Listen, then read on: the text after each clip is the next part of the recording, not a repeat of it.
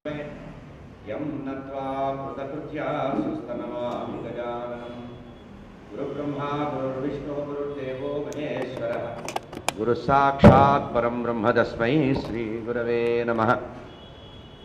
शारदा शारदाम्भोजवदनावदनाम्बुजे सर्वदा सर्वदास्माकं सन्निधिः सन्निधिं क्रियात्। गुरवे सर्वलोकानां भिषजे भवरोगिणां निधये सर्वविद्यानां दक्षिणामूर्तये नमः।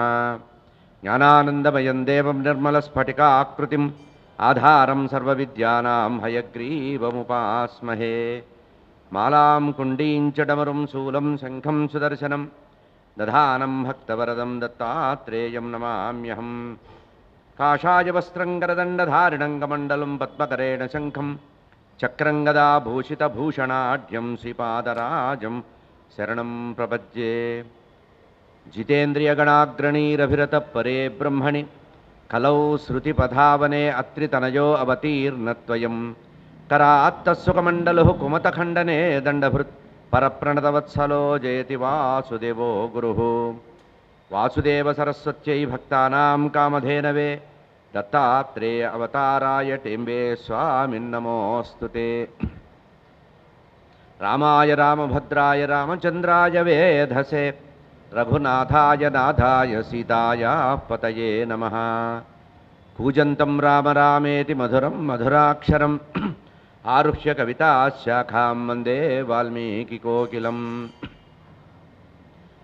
वैदेही सहितं सुरद्रुमतले हैमे महामण्टपे मध्ये पुष्पकमासने मणिमये वीरासने सुस्थितम् अग्रे वाचयति प्रभञ्जनसुते तत्त्वं मुनिभ्यः परं व्याख्यान्तं भरतादिभिः परिवृतं रामं भजे श्यामलम्।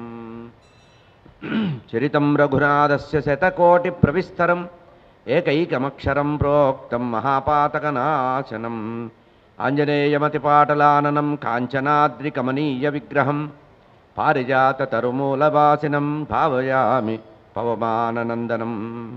यत्र यत्र रघुनाथकीर्तनं तत्र तत्र कृतमस्तकाञ्जलिं बाष्पवारि परिपूर्णलोचनं मारुतिं नमत राक्षसान्तकम्। श्रुतिस्मृतिपुराणानामालयं करुणालयं नमामि भगवत्पादशङ्करं लोकशङ्करम्। अज्ञानां जाह्नवीतीर्थं विद्यातीर्थं विवेकिनां सर्वेषां सुखदं तीर्थं भारतीतीर्थमाश्रये। विद्याविनयसम्पन्नं वीतरागं विवेकिनं वन्दे वेदान्ततत्त्वज्ञं विधुशेखरभारती। सर्वचैतन्यरूपां ताम् आद्यां विद्यां च धीमहि बुद्धिं यानः प्रचोदयात्। సభాయే నమః. పరమ పవిత్రమైన చైత్రమాసం ఉత్తరాయణంలో వసంత నవరాత్రుల్లో దక్షిణాంనాయ శృంగేరి జగద్గురువుల యొక్క పరిపూర్ణ అనుగ్రహ ఆశీస్సులతో ప్రతి సంవత్సరం జరిగేటువంటి వసంత నవరాత్రి కార్యక్రమాల్లో రామచంద్రమూర్తి యొక్క వైభవం, శ్రీరామ వైభవం అనేటువంటి శీర్షిక మీద 5 రోజులు ప్రవచనాన్ని నిర్ణయించుకున్నాం. రామచంద్రమూర్తి యొక్క చరిత్ర వేదతుల్యమైనది అన్నారు. వేదవేద్యే పరే పుంసి జాతే దశరథాత్మజే వేద ప్రాచేదసాదాసీత్ సాక్షాత్ రామాయణాత్మనః. రామాయణం అంటే కేవలము కావ్యం కాదు, ఒక కవి రచించినటువంటి 4 శ్లోకాలతో కూడిన గ్రంథం కాదు. అది 24,000 శ్లోకాలతో మంత్రగర్భితమైనటువంటి వేద ప్రతిపాదితమైనటువంటి, వేదంలో ఏదైతే శాసనాత్మకంగా కొన్ని మాటలు చెప్పారో వాటికి సంబంధించినటువంటి పరిపూర్ణమైనటువంటి వ్యాఖ్యానమే రామాయణ మహాకావ్యం. గాయత్రీ మంత్ర ప్రతిపాదికంగా ఉన్నది అన్నారు. గాయత్రీ మంత్ర ప్రతిపాదికంగానే మనకి 2 మహాగ్రంథాలు కనబడతాయి. ఒకటి శ్రీమద్ రామాయణం, 2 శ్రీమద్ భాగవతం. భాగవతం కూడా గాయత్రీ మంత్ర ప్రతిపాదికంగానే మనకి చెప్పబడుతుంది. వేదంలో చెప్పినటువంటి శాసనాత్మకమైనటువంటి మాటలు ఏవైతే ఉన్నాయో వాటికి ఉపాఖ్యానాన్ని జోడించి మర్యాదా పురుషోత్తముడైనటువంటి రామచంద్రమూర్తి యొక్క దివ్యమైన చరిత్ర రచించడానికి వాల్మీకి మహర్షి చేసిన తపస్సే శ్రీమద్ రామాయణ ఆవిర్భావం. కేవలం కావ్యంగా భావన చేయకుండా వేదతుల్యంగా చెప్పబడింది. దీన్ని ఆది కావ్యం అనేటువంటి మర్యాదతో కూడా చెప్పారు. ఇక్కడ విచిత్రమైన సన్నివేశం ఏంటంటే, వ్యాస భగవానుడు అష్టాదశ పురాణాలు రచిస్తూ ఒక మాట అన్నారు, నాకు గురువు వాల్మీకి అని. వాల్మీకి ద్వారా నేను కవితాశక్తిని అనుభవపూర్వకంగా తెలుసుకున్నానన్నారు. అటువంటి ప్రాచేతసుడైనటువంటి వాల్మీకి మహర్షి శంకరుల వారి గురించి తపస్సు చేశారట. శంకరుల వారి గురించి చాలా అఖండమైనటువంటి తపస్సు చేస్తే శంకరుల వారు ప్రత్యక్షమై ఏం కావాలి అని అడిగారట. నాకు చక్కటి మధురమైనటువంటి కవిత్వం చెప్పగలిగేటువంటి శక్తిని అనుగ్రహించమని చెప్పారట. కవితాశక్తి కోసం శంకరుల వారి ఉపాసన చేశారు. మనం లోకల్లో మామూలుగా అనుకునేటువంటి విషయాలు విద్యకి సరస్వతీదేవి, గణపతి విద్యాధిపతి ఇట్లా చెప్పుకుంటూ ఉంటాం. సర్వ విద్యాధిదేవుడు శంకరుడు. శంకరుడు అంటే సర్వ విద్యలకి ఆయన. అందుకనే దక్షిణామూర్తి తత్వం అన్నారు. గురవే సర్వలోకానాం భిషజే భవరోగిణాం నిధయే సర్వ విద్యానాం దక్షిణామూర్తయే నమః. ఎవరైనా వాక్కు బాగా స్థిరం కావాలంటే దక్షిణామూర్తి స్వరూపుడైనటువంటి శంకర భగవాను గురించి తపస్సు చేయాలి. అదేవిధంగా వాల్మీకి మహర్షి శంకర భగవాను గురించి తపస్సు చేస్తే శంకరుడు ప్రత్యక్షమయ్యి నీకు చక్కటి వాక్కునిస్తున్నాను, ఈ వాక్కుని సద్వినియోగం చేసుకో అని చెప్పారట. మనకి ఏదైతే భగవంతుడు వాగింద్రియాన్ని ఇచ్చాడో దాన్ని సక్రమంగా భగవన్ నామంతో తరింపజేసుకోవాలి. అందుకనే చేతులారంగ శివుని పూజింపడేని నోరు నొవ్వంగ హరికీర్తి నిడువేడేని దయయు సత్యంబులోనుగా దల్పడేని కలుగనేటికి తల్లుల కడుపు చేటంటాడు పోతన. కనుక ఈ వాగేంద్రియం పరమాత్మ ఇచ్చినందుకు ఆయన్ని స్మరించడానికే దీన్ని ఉపయోగించుకోవాలి. అదేవిధంగా శంకర భగవానుడు యొక్క అనుగ్రహంతో చక్కటి వాక్కుని కవిత్వం చెప్పగలిగేటువంటి సామర్థ్యం పొందినటువంటి వాల్మీకి మహర్షి ఈ తనలో వచ్చినటువంటి శంకరానుగ్రహం వల్ల వచ్చినటువంటి ఈ కవితాశక్తిని ఎవరిని స్తుతించడానికి, ఎవరి గుణాలని కీర్తించడానికి వాడుకోవాలి అని ఎదురు చూస్తే అనుకోకుండా ఒకానొక సందర్భంలో మనందరికీ తెలిసిందే, ఏది తపస్సు చేసుకుంటున్నారు తమసా నది ఒడ్డున ధ్యానం చేసుకుంటూ శిష్యులతో పాఠం చెప్పుకుంటున్న సందర్భంలో 2 పక్షులు చెట్టు కొమ్మ మీద కనబడితే దాన్నే మానిషాద ప్రతిష్టాంత్వం అగమ శాశ్వతీ సమాహ అనేటువంటి శ్లోకం అనుష్ఠ శ్లోకం. శంకర భగవానుడి యొక్క పరిపూర్ణ అనుగ్రహం వల్ల వాక్కు తన్నుకొని బయటకు వచ్చిందట. కనుక ఆ వాక్ శివపురాణం కూడా దీన్ని అద్భుతంగా చెబుతుంది. ఈ వాక్కు ఎవరిచ్చారంటే సరస్వతీదేవికి ఆ శక్తి ఎట్లా వచ్చిందంటే శంకర భగవానుడు అనుగ్రహం. బ్రహ్మవైవర్త పురాణంలో కూడా చెప్తారు. బ్రహ్మవైవర్త పురాణంలో చాలా స్పష్టంగా ప్రకృతి ఖండంలో ఏం చెప్తారంటే ప్రకృతి పురుషులే సృష్టి మొత్తానికి ఆది దేవతలుగా వచ్చారట. ప్రకృతే రాధాదేవి, ఆమె సీతాదేవి, ఆమె సరస్వతీదేవి, ఆమె పార్వతీదేవి, ఆమె లక్ష్మీదేవి, ఆమె గంగా, గాయత్రి, సావిత్రి, సరస్వతి, తులసిదేవి దాకా ఆ ప్రకృతి అమ్మవారే. పురుషుడు ఎవరంటే పరబ్రహ్మ శంకర భగవానుడు. ఆయనే విష్ణుమూర్తిగా కూడా ఉన్నారు. సర్వదేవతల యొక్క సమాహార రూపమే పరబ్రహ్మ అన్నారు. అటువంటి పరబ్రహ్మకి సంబంధించిన అవతారమే రామచంద్ర పరబ్రహ్మ. కనుక రామచంద్రమూర్తిని కేవలము మామూలుగా మన ఇష్టం వచ్చినట్టుగా రోజుకొక వీడియోలు చేసి రాముడు ఇట్లాంటి వాడు, రాముడు అట్లాంటి వాడు అని చెప్పడం కంటే వాల్మీకి చెప్పినటువంటి రామతత్వాన్ని తెలుసుకోవడమే ప్రధానంగా భావన చేయాలి. ఈ 6 రోజులు కూడా శ్రీరామ తత్వానికి సంబంధించిన విషయాన్నే చెప్పడం జరుగుతుంది. అయితే రామాయణం ఎప్పుడు రచించారు అంటే దానికి ప్రమాణం చెప్పారు. ఇప్పుడు నడుస్తున్నటువంటి కలియుగానికి 1,81,47,000 సంవత్సరాల క్రితం శ్రీరామావతారం వచ్చిందట. అయితే ఈ రామావతారం ఏదో నిన్న మొన్న జరిగినట్టుగా మన వాళ్ళు చూసినట్టుగా ఇది ఇట్లా కాదు అట్లా ఉంది, అసలు రాముడు అయోధ్యనే పరిపాలించలేదు, రాముడు దశరథ మహారాజుకు సంబంధం లేదు, రోజుకొక చెత్త మాటలు మాట్లాడుతున్నారు.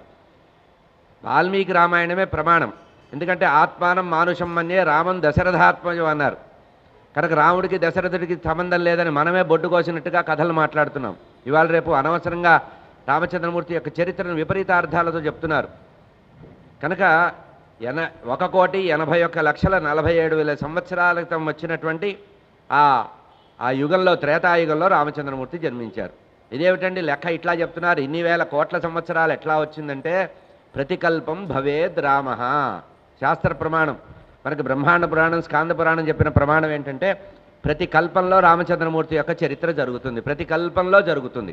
అందుకనే మనకిప్పుడు మనం ఏదైతే సముద్రానికి వారధి కట్టి లంకా నగరానికి వెళ్ళాడని చెప్తూ ఉంటామో 2 రకాల వారధులు ఉన్నాయి చరిత్రలో. ఇప్పుడు మనం రామేశ్వరం దగ్గర చూస్తున్నది పూర్వకల్పంలో ఉండేటువంటి వారధి. కనుక ఇప్పుడు మనకి దగ్గరగా ఉండేటువంటి అంటే కలియుగానికి ముందు ద్వాపరయుగం అంత ముందు ఉండే కలియుగంలో ఉండేటువంటి రామచంద్రమూర్తి చరిత్రకు సంబంధించిన వారధి కాదు. ఎందుకంటే వాల్మీకి రామాయణ రీత్యా మహేంద్రగిరి పర్వతంలో ఆంజనేయ స్వామి మహేంద్రగిరి పర్వతం మీద ఎక్కి సుందరకాండలో స్పష్టంగా ఉంటుంది. మహేంద్రగిరి పర్వతాన్ని ఎక్కి అక్కడి నుంచి లంకకి వెళ్ళినట్టుగా మహేంద్రగిరి పర్వతం నుంచి అంటే కన్యాకుమారి, ఇప్పుడు మహేంద్రగిరి పర్వతం అంటే కన్యాకుమారి, కన్యాకుమారి దగ్గర నుంచి శతయోజన విస్తీల లవణ సముద్రాన్ని అవలీలగా దాటి లంకానగరానికి వెళ్ళాడు అన్నారు.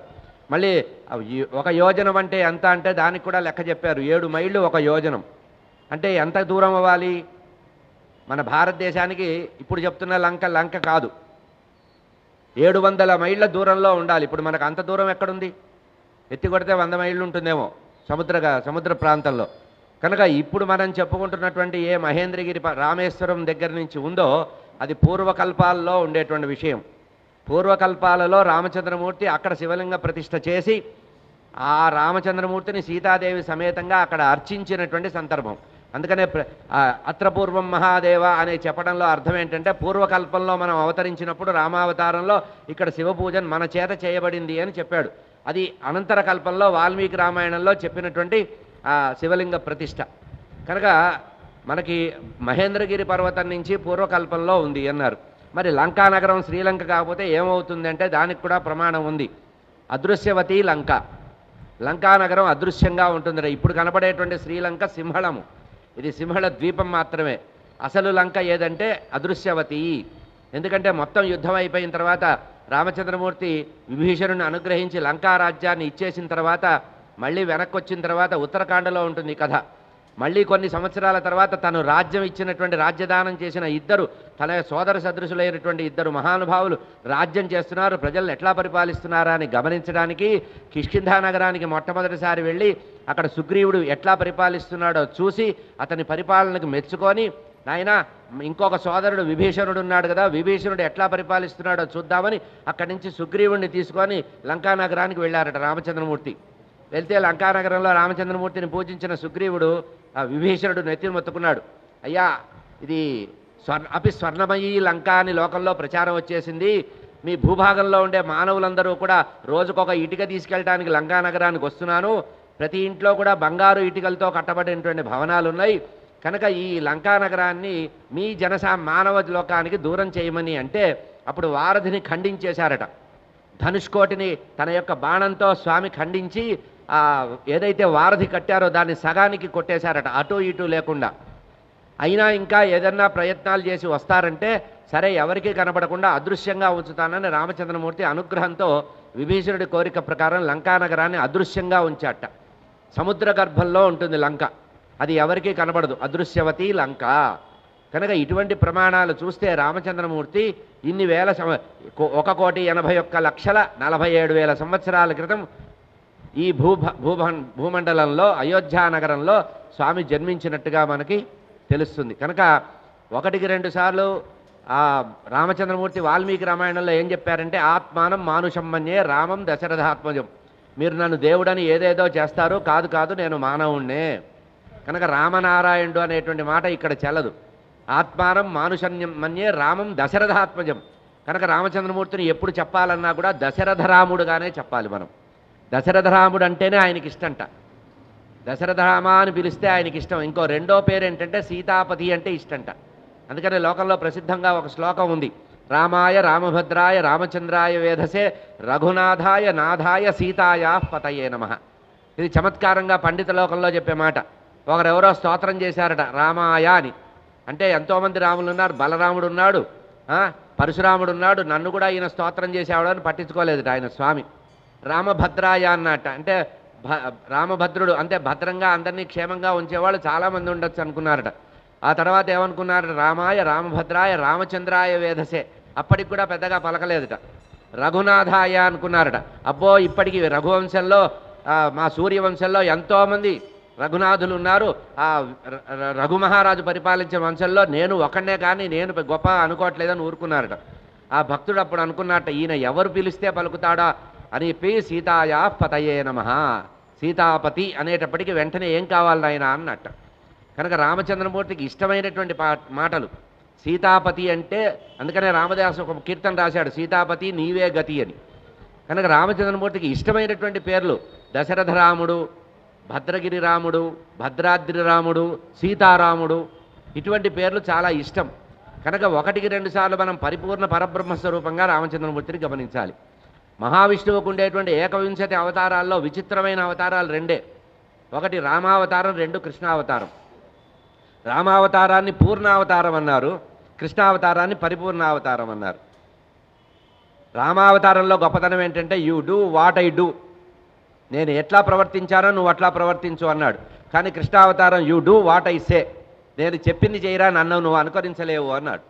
కనుక ఇది పూర్ణావతారం, పరిపూర్ణావతారం. రెండు అవతారాల్లో ఉండే విశేషం ఏంటంటే పూర్ణావతారం పూర్ణ కళలతో పరమాత్మ రామచంద్రమూర్తిగా వైకుంఠరాముడు పరబ్రహ్మ రూపంగా అవతరించాడు. అందుకనే వాల్మీకి రామాయణంలో వాల్మీకి రచించేటప్పుడు వశిష్ఠ మహర్షి రాముడికి పేరు పెట్టినప్పుడు ఒక చమత్కారం చేశాడు.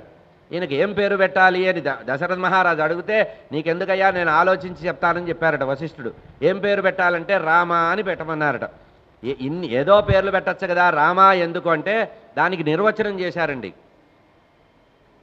విష్ణుమూర్తికి సంబంధించిన అష్టాక్షరి మహామంత్రంలో అమృత బీజమైనటువంటి రకారం అంటే నమో నారాయణాయలో రెండో అక్షరం, దాన్ని అమృత బీజము అంటారు. అంటే ఆ నారాయణాయలో ఉండేటువంటి రెండవ అక్షరం తీసేస్తే అర్థం ఉండదు. ఏమనొస్తుంది? అయనాయ అంటే ఆయన ఏమీ కాడు అని. అంటే నారాయణమూర్తికి ఎగ్జిస్టెన్స్ రావాలంటే అమృత బీజాక్షరము రకారం, అందులో రకారం తీసుకున్నాడు. నారాయణాయలో రకారాన్ని తీసుకున్నాడు రా. శివ పంచాక్షరిలో మకారం ఉంది నమశివాయ, అది అమృత బీజం. నమశివాయలో మకారం తీసేస్తే నశివాయ, ఆయన శుభకరుడు కాదు అని. నమశివాయ అంటే శుభంకరుడు అని అర్థం. అట్లా అష్టాక్షరి విష్ణుమూర్తికి సంబంధించిన అష్టాక్షరి మహామంత్రంలో అమృత బీజాక్షరమైన రకారాన్ని, శివ పంచాక్షరిలో ఉండేటువంటి అమృత బీజమైనటువంటి మకారాన్ని తీసుకొని రామ అనేటువంటి పేరు పెట్టాడు. దీనికోసమే కొంతమంది గుడ్డెలు బాదుకుంటున్నారు. రామ అనడం తప్పయి రామనారాయణ అంటున్నారు. ఎందుకంటే రామ అంటే వాళ్ళకి భయం, అందులో శివుడు ఉన్నాడు కదా. కనుక హరిహర ఏకరూపమే రామచంద్రమూర్తి, హరిహర ఏకరూపం. దీనికి ఇంకా ప్రమాణం చెప్పాలంటే బ్రహ్మాండ పురాణంలో రామాయణానికి సంబంధించిన ఒక్కొక్క కాండకి ఒక్కొక్క ప్రార్థనా శ్లోకాన్ని రాశారు. అంటే ఆ కాండని అధ్యయనం చేసేటప్పుడు ఆ శ్లోకాన్ని చదువుకోవాలి. కాకపక్షధరం వీరం అని బాలకాండకి ప్రారంభించారు. అట్లా చెబుతూ విచిత్రంగా చేసిన వ్యాస భగవానుడు చేసిన చిత్రం ఏంటంటే కిష్కింధాకాండ వచ్చేటప్పటికి కిష్కింధాకాండలో రామచంద్రమూర్తిని ఎట్లా స్తోత్రం చెయ్యాలి అంటే ఆయన చెప్తున్నారు, మహేశ్వర సమందేవం అయోధ్య కిష్కింధాకాండ ఉత్తమే. విభూది రేఖలు ధరించినటువంటి పరమమాహేశ్వరుడైనటువంటి రామచంద్రమూర్తికి నమస్కారం అని కిష్కింధాకాండ ప్రార్థనా శ్లోకంగా చెప్పమన్నారు. మహేశ్వర సమం ధ్యాయేత్ అంటే రామచంద్రమూర్తి కిష్కింధాకాండలో ఎట్లా ఉన్నారట, ఆయన కిష్కింధాకాండని అధ్యయనం చేసేటప్పుడు కానీ ప్రవచనం చేసేటప్పుడు కానీ ఆయన ఎట్లా నిరూపించాలంటే మహేశ్వరుడుగా అంటే శంకర భగవానుడుగా భావన చెయ్యాలట. కనుక భస్మాన్ని ధరించినటువంటి శంకర భగవానుడుగా స్మరణ చేయాలన్నారు. కనుక రామచంద్రమూర్తి అంటే శివ విష్ణు అభేద రూపము అని అర్థం, హరిహరాత్మకము. అందుకనే జగద్గురువులు హరిహర నామామృతం అని మనకి కొన్ని కోట్ల హరిహర నామామృతాన్ని రచించాలని చెప్పి కొన్ని కోట్ల ప్రతులు పంచిపెట్టి ఆస్తికులైన వారి చేత కూడా హరిహర నామామృతాన్ని రాయిస్తున్నారు. ఒకవైపు శివనామం, ఒకవైపు రామనామం. కారణం ఏంటంటే హరిహరులు ఏకరూపులు, ఏకోదేవ కేశవోవా శివోవా. పరమాత్మ ఒకరే, ఆయన ఒక యాంగిల్లో పరమేశ్వరుడిగా కనబడతాడు, ఇంకో యాంగిల్లో రామచంద్రమూర్తిగా కనబడతారు. ఈ భేద దృష్టి వారికి లేదు. భాగవతంలో ప్రత్యేకంగా ప్రమాణం కూడా ఉంది. భాగవతంలో మీకు ప్రసిద్ధమైనటువంటి కథ ఉంది కదా, దక్షయజ్ఞం జరిగిన తర్వాత దక్షుడికి తలకాయ వెళ్ళిపోయి గొర్రె తలకాయ పరమేశ్వరుడి యొక్క అనుగ్రహంతో చేసిన తర్వాత యజ్ఞం పూర్తయిపోయింది. యజ్ఞం పూర్తయిపోయిన తర్వాత ఆ దక్షుడు మామగారైనటువంటి శంకరుడి మీద, అల్లుడైనటువంటి శంకరుడి మీద ఇంకా కోపం చల్లారలా. అప్పుడు విష్ణుమూర్తిని ఎదురుగా పెట్టుకొని మనం కూడా చేస్తూ ఉంటాం. ఎప్పుడైనా మనకి పడనాని వాళ్ళు ఎదురుగా వస్తే ఆ పక్కనున్నవాడు ప్యూనైనా సరే, అటెండర్ అయినా సరే వాడిని నమస్తే అని పిలుస్తాం. అంటే వీడిని అవమానం చేయాలని. పెద్దవాళ్ళని అవమానం చేయాలంటే చిన్నవాళ్ళకి నమస్కారం చేస్తుంటాం. ఇది లోకంలో ప్రక్రియ. ఇక్కడ ఏం చేశాడంటే శంకర భగవానుడు పక్కన విష్ణుమూర్తి కూర్చుంటే విష్ణుమూర్తికి వచ్చి పాద నమస్కారం చేసి ఆ దక్షుడు అంటున్నట్ట, మహావిష్ణువు నీ యొక్క పరిపూర్ణ అనుగ్రహం వల్ల ఆగిపోయినటువంటి దక్షయజ్ఞం పూర్తయింది, నన్ను మన్నించావన్నట్ట. శంకరులు విష్ణుమూర్తి కోపం వచ్చి తల మారినా కూడా నీ బుద్ధి మారలేదురా నాయన, తలకాయ తీసేసినా నీ బుద్ధిలో అదే ద్వేషం ఉంది. ఎవరైతే లోకంలో విష్ణు ద్వేషంతో శంకరుణ్ణి ప్రేమిస్తారో, శివద్వేషంతో నన్ను ప్రేమిస్తారో వారు శాశ్వతంగా సూర్యచంద్రులు ఉన్నంత వరకు నరకంలో మగ్గిపోతూ ఉంటారన్నారు. కనుక ఇప్పుడు ఎవరైతే హరిహర భేదాన్ని పాటిస్తారో వాళ్ళు నరకంలో పర్మనెంట్ అలాట్మెంట్ ఉంది, వాళ్ళకు ఒక అపార్ట్మెంట్ ఉంది. నరకంలో పర్మనెంట్ అలాట్మెంట్ ఉంది, గుర్తుపెట్టుకోండి. ఎట్టి పరిస్థితుల్లో హరిహర భేదాన్ని భావన చేయకూడదు. అందుకనే జగద్గురు హరిహర నామామృతాన్ని ప్రారంభించి దానికి ఒక దేవాలయాన్ని కట్టి హరిహర దేవాలయంగా నిర్మాణం చేస్తూ ఆ తోరణ గణపతి దగ్గర ఆ దేవాలయం పక్కనే హరిహర నామామృత దేవాలయాన్ని కట్టి రేపు శ్రీరామనవమి సందర్భంలో అక్కడ మనమందరం కూడా మన చేత్తో మన భాగ్యం అండి, పూర్వజన్మ అదృష్టం ఉంటే కానీ ఈ కాలంలో పుట్టరు. జగద్గురువులు భారతీ తీర్థస్వామి వారు నడయాడేటువంటి శంకరులు, అపర శారదాదేవి వారి సంకల్పంలో వారి కాలంలో వారి మహిమతో వారు చెప్తున్నటువంటి ఆదేశాన్ని పాటిస్తూ మనం ఈ కాలంలో జీవించడం అనేది జన్మధన్యం. ఇంతకంటే ఇంకో జన్మ అక్కర్లా, ఇంకో జన్మ వద్దనే ప్రార్థించాలి పరమాత్మని. అటువంటి భారతీ తీర్థస్వామి వారు ఈ హరిహర నామామృతాన్ని ప్రతి వాళ్ళల్లో కూడా మనసులో నిలబెట్టుకోవాలని అదే పనిగా రామనామాన్ని శివనామాన్ని మనందరి చేత రచింపజేసి శాశ్వతంగా ఈ భూమి ఉన్నంత వరకు మనం రచించిన రామ శివనామాలు అక్కడ ఉండేటట్టుగా నిక్షిప్తం చేస్తున్నారు. ఇది మన జన్మ ధన్యత, గురువులకు మన పట్ల ఉండేటువంటి అపారమైనటువంటి కరుణకి తార్కాణం. అటువంటి హరిహరాత్మకమైనటువంటి రామనామాన్ని ఆధారం చేసుకొని రామనామ ప్రభావంతో లోకంలో ఎంతోమంది తరించారట. తులసిదాసు రామచరితమానస రాస్తూ ఒక మాట విచిత్రంగా మాట్లాడారు. అయ్యా, ఆంజనేయ స్వామి శతయోజన విస్తీర్ణ లవణ సముద్రాన్ని ఏ ఆధారం లేకుండా ఆకాశంలో అవలేలుగా వెళ్ళారంటున్నారు. ఎందుకు వెళ్ళారో మీకు తెలుసా? ఎట్లా వెళ్ళగలిగాడో ఆంజనేయ స్వామి తెలుసా అన్నారు. ఏమి లేదు, వెళ్ళేటప్పుడు రామచంద్రమూర్తి పిలిచి తన యొక్క రామనామాంకితమైన అంగుళీయకం ఇస్తే అది బొడ్లో పెట్టుకున్నట్ట, దోపుకున్నాడు. శ్రీరామ అనేటువంటి 3 అక్షరాలు ఉండేటువంటి ఆ అంగుళీయకాన్ని తన వస్త్రంలో దాచుకొని రామనామాన్ని మననం చేస్తూ రామనామ ప్రభావం చేత అవలీలగా శతయోజన విస్తీర్ణ లవణ సముద్రాన్ని దాటారట. అందుకనే తారక మంత్రము అన్నారు. భవసాగరాన్ని తరింపజేయడానికి ఉపయోగపడేటువంటి అతి ప్రభావవంతమైనటువంటి నామం రామనామం. రామనామం కంటే విశిష్టమైన నామం లేదు. శివపురాణం రీత్యా 3 మహామంత్రాలు ఉన్నాయి. 3 మహామంత్రాల్లో ఏది గొప్ప మంత్రము అంటే రామ తారక మంత్రము అన్నారు. తారక నామము అంటే తరించే మంత్రం. ఇంకొక ఏ మంత్రానికి కూడా తారకము అనే పేరు లేదండి. పలికినంత మాత్రం చేతనే తరింపజేసేది అని అర్థం. అటువంటి తారకనామం యొక్క గొప్పతనం ఏంటంటే శివకేశవులు పరస్పరము కూడా అభిన్నులని చెప్పడానికి శివాయ విష్ణురూపాయ శివరూపాయ విష్ణవే శివస్య హృదయం విష్ణో విష్ణోస్య హృదయం శివ అని చెప్పిన దానికి ప్రమాణం చూడండి. వారిద్దరూ చాలా అన్యోన్యంగా ఉంటారు. ఏ రామేశ్వర క్షేత్రంలో రామచంద్రమూర్తి సీతా సమేతంగా శివలింగ ప్రతిష్ఠ చేసి రామచంద్రమూర్తి తన పేరుతో రామలింగేశ్వరుడుగా అక్కడ ప్రసిద్ధుడయ్యాడో అటువంటి రామచంద్రమూర్తి మీద ఉండేటువంటి కృతజ్ఞతాభావంతో తనకి దేవాలయాన్ని నిర్మించాడనేటువంటి కృతజ్ఞతాభావంతో కాశీక్షేత్రంలో విశ్వేశ్వర రూపంలో ఉండే శంకర భగవానుడు ప్రతి జీవి చెవిలో కూడా రామతారక మంత్రాన్ని ఉపదేశిస్తారట. అక్కడ ఆయన చేసిన దానికి ఇక్కడ గుడ్ రిటర్న్స్ అంటారు చూసారా, మర్చిపోకుండా కృతజ్ఞతాభావం అనేది భగవంతుల్లో కూడా ఉంది. అదే రామనామాన్ని శంకర భగవానుడు విశ్వేశ్వర రూపంలో కాశీ మహాక్షేత్రంలో శరీరం వదిలే వారికి కుడి చెవులో ఉపదేశిస్తారన్నారు. అక్కడ పంది మరణించినా గాడిద మరణించినా కుక్క మరణించినా శరీరం వెళ్ళిపోయేటప్పుడు కుడి చెవి కొంచెం నిక్కబడుచుకొని ఉంటుందట. ఈ చెవి కొంచెం, ఎందుకంటే ఆ చెవిని ఇట్లా పట్టుకొని పైకి ఎత్తి ఆ విశ్వేశ్వరుడు రామనామాన్ని తారక మంత్రాన్ని ఉపదేశింపజేసి మళ్ళీ జన్మ లేకుండా చేస్తాట. ఇది రామచంద్రమూర్తికి సంబంధించిన నామానికి విషయం. అందుకనే 2 మాటలు లోకంలో పురాణంలో ప్రసిద్ధంగా ఉన్నాయి. వీర వైష్ణవుడు ఎవరంటే శంకరుడు, వీర మాహేశ్వరుడు ఎవరంటే రామచంద్రమూర్తి విష్ణువు వీరమాహేశ్వరుడు. అదేవిధంగా శంకరుడేమో వీర వైష్ణవుడు అని అర్థం. మన వాళ్ళు ఒకటే తీసుకుంటారు, ఎంతవరకు అవసరమో అంతవరకే.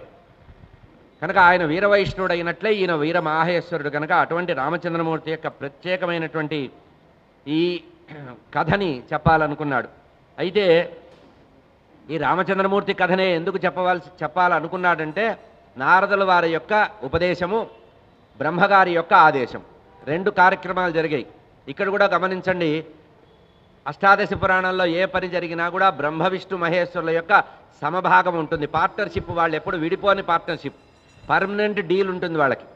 ఏ పని చేసినా కూడా అదే రకంగా ఉంటుంది. మీరు పురాణ గ్రంథాలని పరిశీలన దృక్పథంతో చేయాలి.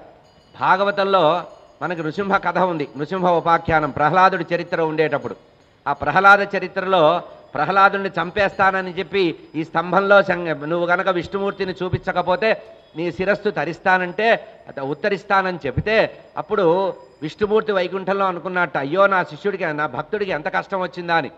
కానీ అనుకుంటున్నట్టు కానీ విష్ణుమూర్తికి అంత తొందరగా కోపం రాదుట. కోపం ఎట్లా తెచ్చుకోవాలని ప్రయత్నం చేస్తుంటే అప్పుడు శంకర భగవానుడు రుద్రాంశతో వచ్చి ఆ నృసింహస్వామి హృదయంలో చేరిపోయాట. విష్ణుమూర్తి హృదయంలో చేరితే అప్పుడు ఆయన నరసింహావతారం ఎత్తాట. దీన్ని భాగవతానికి శివపురాణంతో కలుపుకొని మనం చదువుకోవాలి. ఎప్పుడు ఒకే గ్రంథం ద్వారా అర్థం కాదు, శివపురాణంలో ప్రత్యేకంగా మనకి కనబడుతుంది. ఎప్పుడైతే ఆ మహావిష్ణువులో రుద్రాంశ శంకరుడు రుద్రుడుగా వచ్చి చేరాడో ఆ విష్ణుమూర్తి తటస్థంగా ప్రశాంతంగా ఉండేటువంటి వ్యక్తి, ఆయన కోపం ఎందుకు రావటం లేదంటే దీనికి కూడా పురాణాంతరంలో మనకు ఒక అందమైన మాట చెప్పారు. జయ విజయులు శాపవశాత్తు మొట్టమొదటి జన్మ ఎత్తారు భూమి మీద. సనక సనందన సనత్కుమార సనత్సుజాతుల చేత శపించబడ్డటువంటి ఆ వైకుంఠంలో ఉండే ద్వారపాలకులు జయ విజయులు మొట్టమొదటి జన్మ ఎత్తుతున్నారు భూమి మీద. ఆ మొట్టమొదటి జన్మే హిరణ్యాక్షుడు హిరణ్యకశిపుడు. దీనికి ప్రమాణం ఏమిటంటే ఒట్టిగా కబుర్లు చెప్తున్నారంటే ప్రమాణం ఉంది. అంటే కోపం ఎందుకు రావట్లేదు విష్ణుమూర్తికి అంటే నిన్నటిదాకా తమ సెక్యూరిటీ గార్డులుగా ఉన్నవాళ్ళు శాపవశాత్తుగా భూమి మీద అవతరించారు కనుక వాళ్ళ మీద కోపం రావట్లా. వీళ్ళు మనవాళ్లే కదా, పక్కనుండరా అంటూ ఉపేక్షిస్తున్నట్ట. అందుకనే హిరణ్యాక్షుడు ఎంత యుద్ధం చేస్తున్నా ఆయన నీళ్లలో సముద్ర గర్భంలో యుద్ధం చేస్తుంటే విష్ణుమూర్తి తప్పించుకుంటున్నట్ట. వాడు గదతో కొడుతున్నాడు, ఈయన తప్పించుకుంటున్నాడు. బ్రహ్మగారు వచ్చి ప్రార్థిస్తున్నారు, నాన్నగారు ఏమిటి పని, వాడు పరమ దుర్మార్గుడు కిరాతకుడు, వాడు వేదాల్ని నాశనం చేస్తున్నాడు, భూమిని అంతరింపజేస్తున్నాడు, చాలా ప్రమాదం, చీకటి పడబోతోంది, సూర్యాస్తమయం అయితే ఈ రాక్షసుడికి బాగా పౌరుషం వస్తుందంటే ఎందుకోరా నాయన వాడి మీద కోపం రావట్లేదన్నమాట. ఎందుకు, తాజాగా అప్పుడే వైకుంఠం నుంచి వచ్చిన శాల్తీ గనక అంతవరకు తన ద్వారపాలకుడు గనక కోపం రాలేదట. పరమాత్మకు కూడా అటువంటి ఒక సరళ స్వభావం మృదు స్వభావం ఉంటుంది. కాదు కొట్టమంటే అప్పుడు ఒక గుద్దుతే వాడు తలకాయ బదులు చచ్చాడు. అట్లాగే హిరణ్యకశిపుడు కూడా జై విజయుల్లో జయుడు హిరణ్యకశిపుడు, విజయుడే హిరణ్యాక్షుడు. వాడి పని ఏదో అయిపోయింది, సులభంగా అయిపోయింది.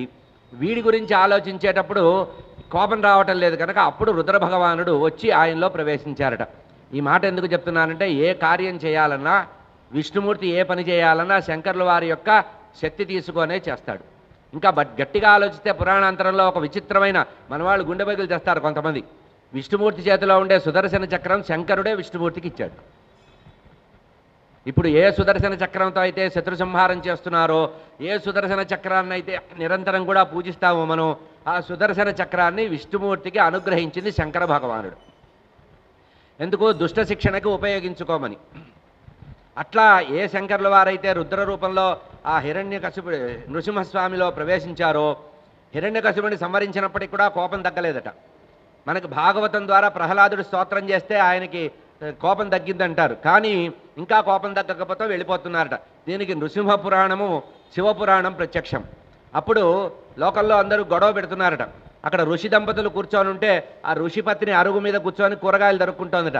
ఈయన నృసింహావతారంతో రొప్పుతూ పెద్దగా సింహనాదం చేస్తూ వెళుతుంటే ఈ రూపాన్ని చూసి ఆమె శరీరాన్ని వదిలిందట. అదే రూపం మీకు నృసింహపురాణంలో కనబడుతుంది. ఆ ఋషి శపించాట, నా భార్య వియోగంతో నేను ఎంత బాధపడ్డానో నువ్వు కూడా ఒక అవతారంలో ఈ విధంగా భార్యా వియోగంతో బాధపడతావంటే నేను రామావతారంలో నీ యొక్క శాపాన్ని అనుభవిస్తానని చెప్పాట. ఎందుకంటే అనేక అవతారాల యొక్క సమాహార రూపమే రామచంద్రమూర్తి, గుర్తుపెట్టుకోండి. అందుకనే రామచంద్రమూర్తిని పరబ్రహ్మ అన్నారు. పూర్వకాలంలో ఎవరైనా ఏదైనా రాసేటప్పుడు శ్రీరామచంద్ర పరబ్రహ్మణే నమః అని రాసేవాళ్ళు. పరబ్రహ్మ అంటే గుర్తుపెట్టుకోండి, ఒకటే అడ్రస్ అది. అంటే బ్రహ్మ విష్ణు శివాత్మకమైనటువంటి రూపమే పరబ్రహ్మ అవుతుంది.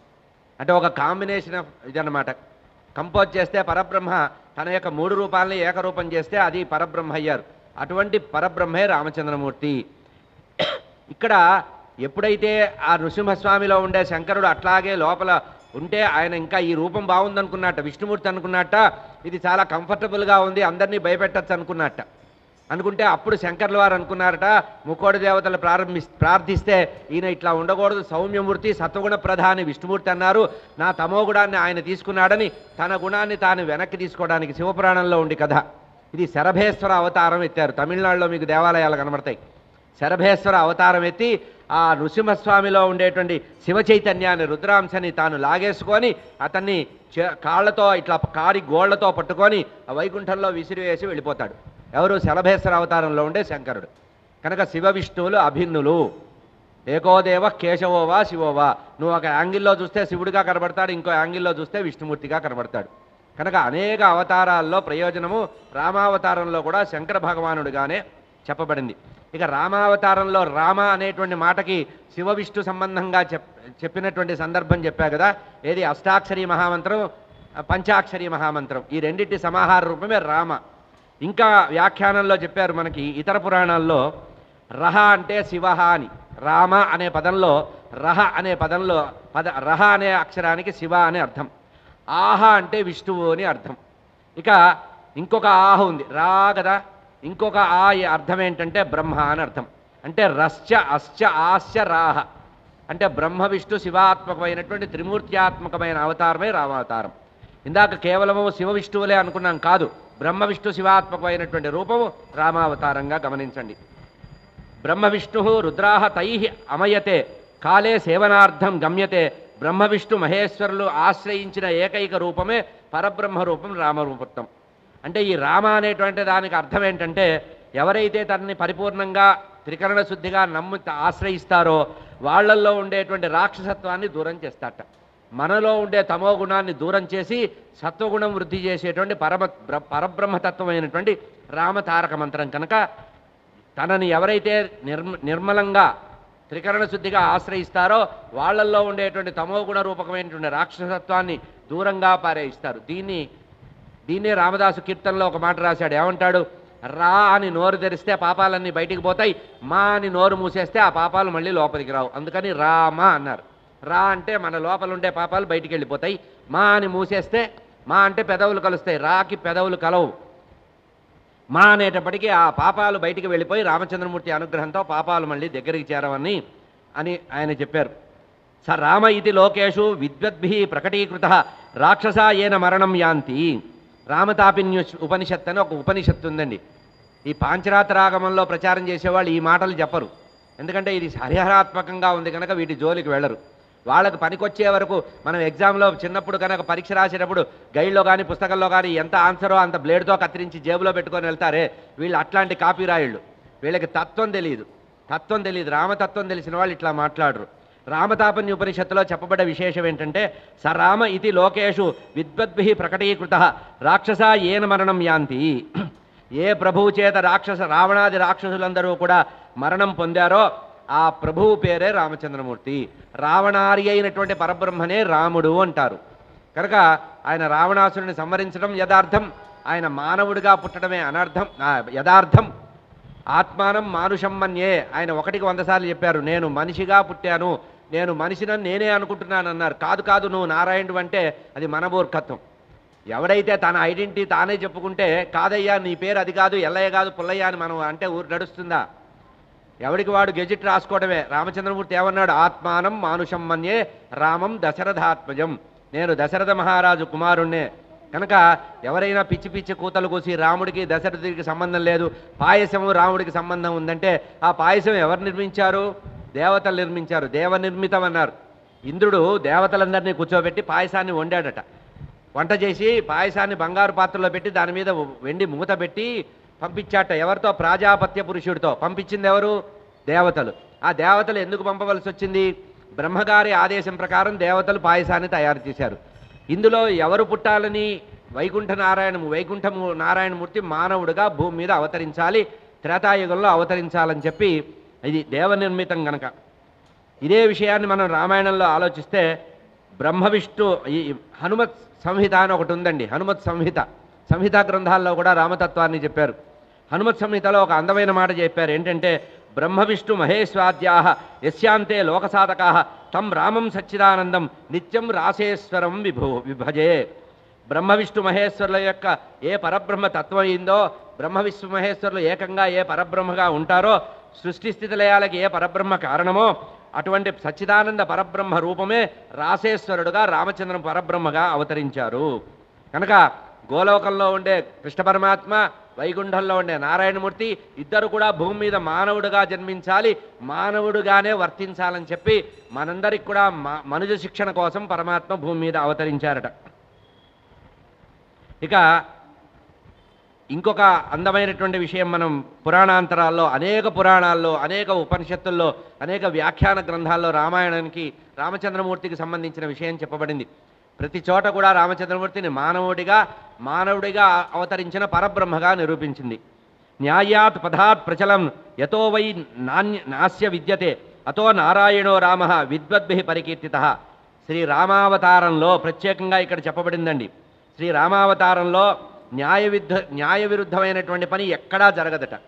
న్యాయ విరుద్ధమైనటువంటి సన్నివేశం ఒకటి కూడా రామాయణంలో కనబడదట.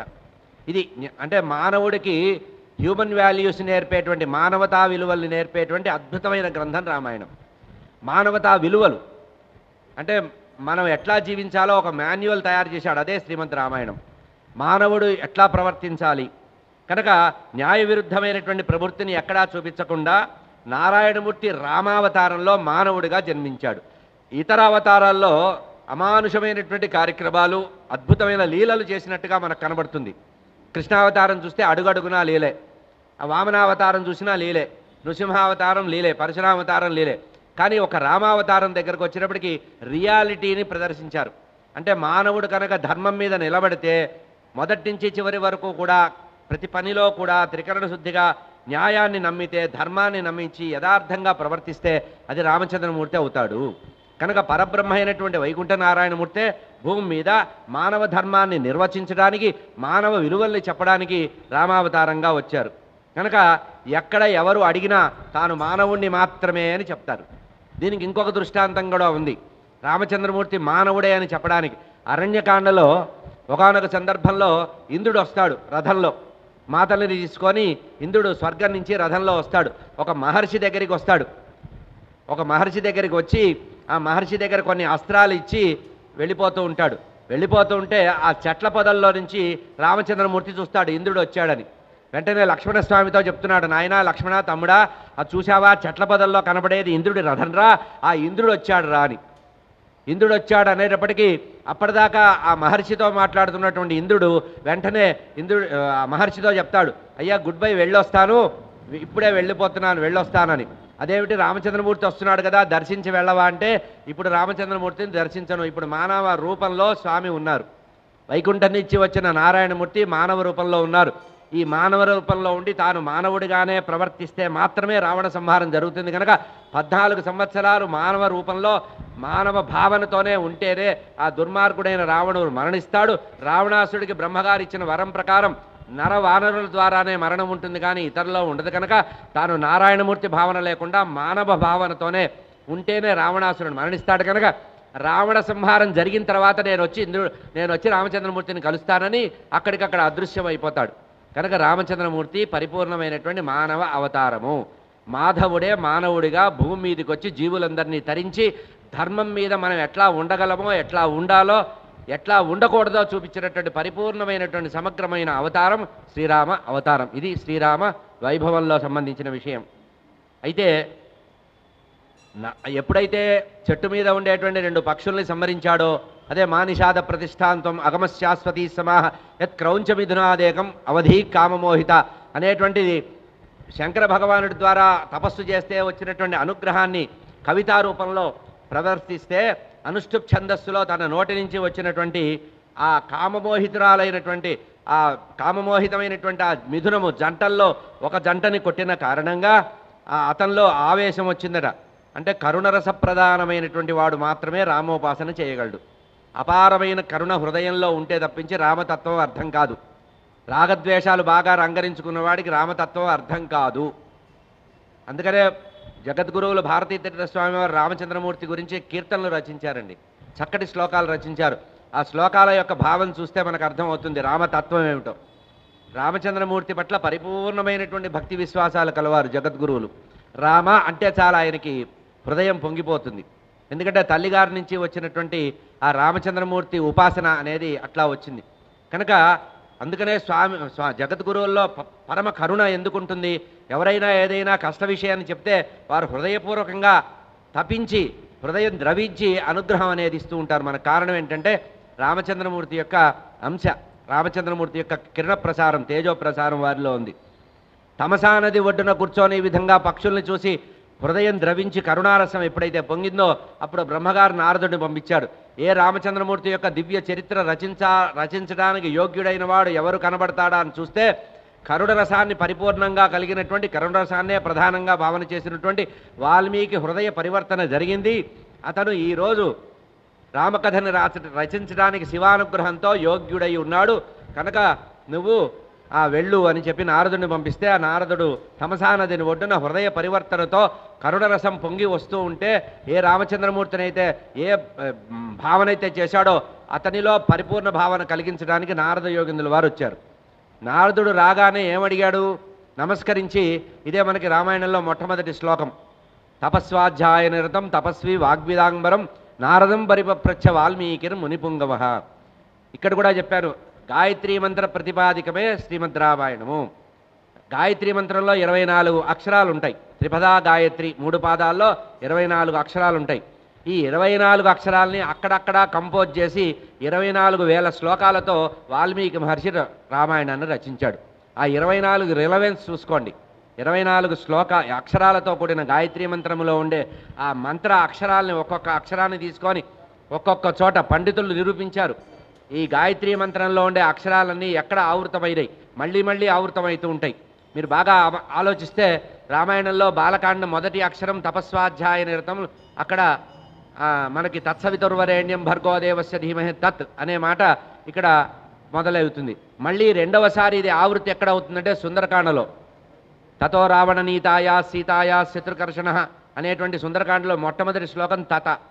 అంటే ఇదే గాయత్రీ మంత్రం మళ్ళీ పునశ్చరణ పొందుతుంది, మళ్ళీ మళ్ళీ అవుతుంది. అంటే అర్థం ఏంటంటే శ్రీమద్ రామాయణంలో 7 కాండల రామాయణంలో ఆలోచిస్తే మొదటి కాండ గాయత్రీ మంత్ర ప్రాధానంగా ప్రారంభం అవుతుంది. మళ్ళీ రామాయణంలో బీజ సంబంధమైనది సుందరకాండ. అందుకనే బాలకాండకి ఎంత ప్రభావం ఉందో సుందరకాండకు కూడా అంత ప్రభావం ఉంది. రామాయణ గ్రంథంలో ఉండే గొప్పతనం ఏంటంటే మన జీవితంలో జాతకంలో వచ్చిన దోషాలు, అనేక దోషాలు పోవాలంటే రామాయణంలో కొన్ని సర్గలు పారాయణం చేస్తే ఆ దోషాలన్నీ వెళ్ళిపోతాయి. మా తండ్రి గారు రామాయణ రహస్యదర్శిని గ్రంథంలో ఈ విషయాన్ని స్పష్టంగా రాశారు. ఏ మహర్దశ, ఏ అంతర్దశ దశ జరుగుతున్నప్పుడు ఆ దశలో బాధలన్నీ పోవాలంటే రామాయణంలో ఏ సర్గని పారాయణ చేయాలి, ఏ సర్గ పారాయణ చేస్తే ఏ గ్రహదోషం తొలగిపోతుంది. మొత్తం ఆ గ్రంథంలో చివరిలో వారు రచించిన విషయం. అంటే రామాయణం కేవలము కావ్యం మాత్రమే కాదు, వేదంలో ఉండేటువంటి సారమే కాదు, అంత మాత్రమే కాదు, వేదంలో ఉండేటువంటి శాసనాత్మకమైన మాటలే కాదు, మన గ్రహదోషాలను కూడా పోగొట్టగలిగేటువంటి అనుష్ఠాన గ్రంథం, మహామహిమాన్వితమైన గ్రంథం. ఇట్లా రామాయణంలో లాగా సర్గలు పారాయణ చేస్తే, కొంత భాగం పారాయణ చేస్తే మన కోరికలు తీరుతాయి అనేటువంటిది ఇతరత్రా ఎక్కడా లేదు. 18 మహాపురాణాల్లో కానీ 18 ఉపపురాణాల్లో కానీ ఎక్కడా కూడా ఈ గ్రహదోష నివారణ కోసం ఎక్కడా కూడా గ్రంథంలో చెప్పబడలేదు. కనుక బ్రహ్మాండ పురాణము అటువంటి పురాణాల్లో, స్కాంద పురాణం మొదలైన చోట్ల, పద్మపురాణం మొదలైన చోట్ల రామాయణంలో ఏ సర్గ పారాయణ చేస్తే ఏ ప్రతిబంధకాలు వెళ్ళిపోతాయి. కేవలం సుందరకాండ కాదు, రామాయణంలో అనేక కాండల్లో ఉండేటువంటి అనేక సర్గల యొక్క పారాయణ. సంతానం లేని వాళ్ళు బాలకాండలో రామచంద్రమూర్తి యొక్క జననానికి సంబంధించిన సర్గని కనుక పారాయణ చేస్తే వంశోద్ధారకుడైన పుత్ర సంతానం కలుగుతుందంటారు. ఇది పాయస ప్రదానం సంబంధించిన విషయం. అశ్వమేధ యాగము పుత్రకామేష్టి యాగానికి సంబంధించినది. ఆ తర్వాత వివాహం కాకుండా చాలా ఇబ్బంది పడుతుంటే మగపిల్లలైనా ఆడపిల్లలైనా, ఇప్పుడు కాలం మారిపోయిందండి, మగపిల్లలకి పెళ్లి కావడమే కష్టంగా ఉంది. ఇదివరకు ఆడపిల్లలు పెళ్లి కావడానికి మొక్కులు మొక్కుకునేవాళ్ళు. ఇప్పుడు మా అబ్బాయికి పెళ్లి అయితే కొండకి నడిచి వస్తానండి, గిరి ప్రదక్షిణం చేస్తానండి, అన్నదానం చేస్తాను, గోదానం చేస్తానని చెప్పవలసిన పరిస్థితి. ఈ విషయాన్ని ముందే గమనించినటువంటి వాల్మీకి మహర్షి చెప్పారు, రామచంద్రమూర్తి యొక్క సీతారామ కళ్యాణానికి సంబంధించిన సర్గని ఎవరైతే పారాయణ చేస్తారో వారు మగపిల్లలైనా ఆడపిల్లలైనా పెళ్లి జరుగుతుంది. మామూలుగా భాగవతంలో ఏం చెప్పారు, రుక్మిణీ కళ్యాణం కనుక పారాయణ చేస్తే అమ్మాయిలకి పెళ్లి అవుతుందని. ఇప్పుడు అది అవుట్డేటెడ్. మగపిల్లల పెళ్లి సమస్య కనుక రామాయణం జిందాబాద్. రామాయణంలో రామచంద్రమూర్తి సీతా కళ్యాణం శివధనుర్భంగానికి సంబంధించిన ఘట్టాన్ని చదివితే మగపిల్లలకి తప్పకుండా పెళ్లి జరుగుతుంది. కనుక మ్యాట్రిమోనియల్ కూడా అక్కడ రామాయణం ఒక్కటి చేతిలో ఉంటే చాలు. రామాయణ గ్రంథం యొక్క గొప్పతనం ఏంటంటే మన జీవితంలో అనేక సమస్యలకు సంబంధించిన పరిష్కారాలు ఇందులో ఉన్నాయండి. అనేక సమస్యలు అందుకనే మా తండ్రి గారు ఒక మాట చెప్తూ ఉండేవారు, ఎప్పుడైనా మనసు బాగా లేకుండా ఏదైనా కష్టం వచ్చి ఏదైనా సమస్య వచ్చి ఆ సమస్యకి పరిష్కారం ఎట్లా చేయాలో అర్థం కాకపోతే రామాయణ మూల గ్రంథం, వచనాలు కావు, మూలంగా వాల్మీకి రచించిన రామాయణ గ్రంథాన్ని తీసుకొని దాన్ని అనామతగా ఒకసారి అట్లా తెరిచి అందులో ఏ సర్గ వచ్చిందో ఆ సర్గని అటు ఇటు 2-3 సర్గలు కనుక చదువుకుంటే రామచంద్రమూర్తి మన సమస్యకి పరిష్కారాన్ని ఆయన నిర్దేశించి సూచిస్తారట. ఇది రామాయణంలో ఉండే అద్భుతమైన సన్నివేశం.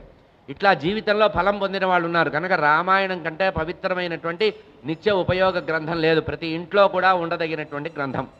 మనం నిత్య జీవితంలో కూడా ప్రతిరోజు మన కర్తవ్యాన్ని నిర్వహించడానికి మనం చేస్తున్నటువంటి పనులలో ధర్మం తూచా తప్పకుండా ఉండాలని కోరుకునేవాళ్ళు రామాయణ గ్రంథాన్ని ప్రతి ఇంటిలో పట్టు వస్త్రం చుట్టి అట్లా ఉంచి ప్రతిరోజు కూడా దాని మీద 2 పుష్పాలు వేసి నమస్కరించి, రామచంద్ర నన్ను ధర్మ మార్గంలో నడిపించు, న్యాయ మార్గంలో నడిపించు, ఏ ధర్మాన్ని నువ్వు ఆచరించావో ఆ ధర్మాన్ని ఆచరింపజేయి, నన్ను ధర్మం తప్పకుండా ఉంచు. షార్ట్ రూట్లొద్దు. భాగవతం షార్ట్ రూట్లు చెప్పింది, మీటర్ గేజ్ నారో గేజ్ చెప్పింది, రామాయణం బ్రాడ్ గేజ్ చెప్పింది. అంటే నేరుగా ధర్మపరంగా ధర్మం వల్ల ఎవరైతే వెళతారో, ధర్మం మీద ఎవరైతే మొదలు మధ్యలో చివరిలో ఉంటారో వారిని రామచంద్రమూర్తి రక్షిస్తాడు. పరిపూర్ణమైనటువంటి ధర్మస్వరూపం, పరిపూర్ణ ధర్మస్వరూపమే. అంటే ధర్మం అనేటువంటి దానికి ఒక మూసలో పోసి కనుక మనం డైలో పేసి కనుక అచ్చు పోస్తే ఆ ధర్మస్వరూపమే రామచంద్రమూర్తిగా వస్తారు. కనుక మర్యాదా పురుషోత్తముడు అని చెప్పబడింది. మర్యాదా పురుషోత్తముడు ధర్మస్వరూపుడుగా రామచంద్రమూర్తి చెప్పారు. ఇక్కడ తమాషా ఏంటంటే ఇంత జ్ఞానం కలిగినటువంటి వాల్మీకి కూడా తాను రచించవలసినటువంటి రామగ్రంథ ఒక మర్యాదా పురుషోత్తముడి గురించి రచన చేయాలనుకున్నారు. ఆయన ఎవరో అర్థం కావటం లేదు. వాల్మీకిని బ్రహ్మగారు పంపించాడు. బ్రహ్మగారు పంపిస్తే వాల్మీకి అడిగాడు. ఏమడిగాడు? కోర్మస్మిన్ సాంప్రతంలోకే గుణవాన్ కస్య వీర్యవాన్ అని ఒక 16 ప్రశ్నలతో ఒక క్వశ్చన్ పేపర్ ఇచ్చాడు. వాల్మీకి మహర్షి నారదుడికి ఒక క్వశ్చన్ పేపర్ ఇచ్చాడు. అదే రామాయణం. మొత్తం 16 ప్రశ్నలకి సమాధానమే 7 కాండల్లో ఉండే రామాయణం అండి. 24,000 శ్లోకాలకి క్వశ్చన్ పేపర్ ఇవే 16 ప్రశ్నలే. కోన్వస్మిన్ సాంప్రదంలోకే గుణవాన్ కస్య వీర్యవాన్ ధర్మజ్ఞస్య కృతజ్ఞస్య సత్యవాక్యో దృఢవ్రత చారిత్రేణ చుకోయుక్త సర్వభూతేషు కోహిత విద్వాన్ కఃకస్సబద్ధస్య కస్యైక ప్రియదర్శన ఆత్మవాన్ కో జితక్రోధో ద్యుతిమాన్ కో అనసూయక కస్య బిభ్యత దేవాస్య జాతరో సస్య సంయుగే. 16 క్వశ్చన్లతో 16 ప్రశ్నలతో ఈ గుణాలు కలవాడు ఎవరున్నారు? సాధారణంగా మనం బాగా ఆలోచిస్తే ఇందులో ఒక గుణం ఉన్నవాడే చాలా గొప్పవాడై ఫోటో పెట్టి వాడికి పూజ చేయొచ్చు. కానీ 16 గుణాలను అడిగాడండి. అయితే నారద యోగిందులు వారు అనుకున్నాడు, పిచ్చివాడా నీకు అడగడం కూడా చేత కాలేదనుకున్నట్ట. 16 గుణాలు ఈయన అడిగితే 24 గుణాలు ఉన్న రామచంద్రమూర్తి గురించి చెప్పాడు. కేవలం 16 గుణాలు నువ్వు ఊహించావయ్యా, కాదు కాదు, 24 మహాగుణాలు ఉండేటువంటి పరిపూర్ణమైనటువంటి పూర్ణ పురుషుడే, పుణ్యపురుషుడే, మర్యాదా పురుషోత్తముడే రామచంద్రమూర్తి అని ఆయన చెప్పడం మొదలుపెట్టాడు. ఏమని మొదలుపెట్టాడు? ఇక్ష్వాకు వంశ ప్రభవ రామో నామ జరైశ్రుత. ఇక్ష్వాకు వంశంలో రాజా దశరథో నామ అనేక చోట్ల రామాయణంలో ఈ విషయం వస్తుంది. ఆయన సూర్యవంశం ఉంది, దాన్ని ఇక్ష్వాకు వంశం అంటారు. దానిలో దశరథ మహారాజు ఉన్నాడు. ఆ దశరథ మహారాజు యొక్క ముగ్గురు భార్యలు ఉన్నారు.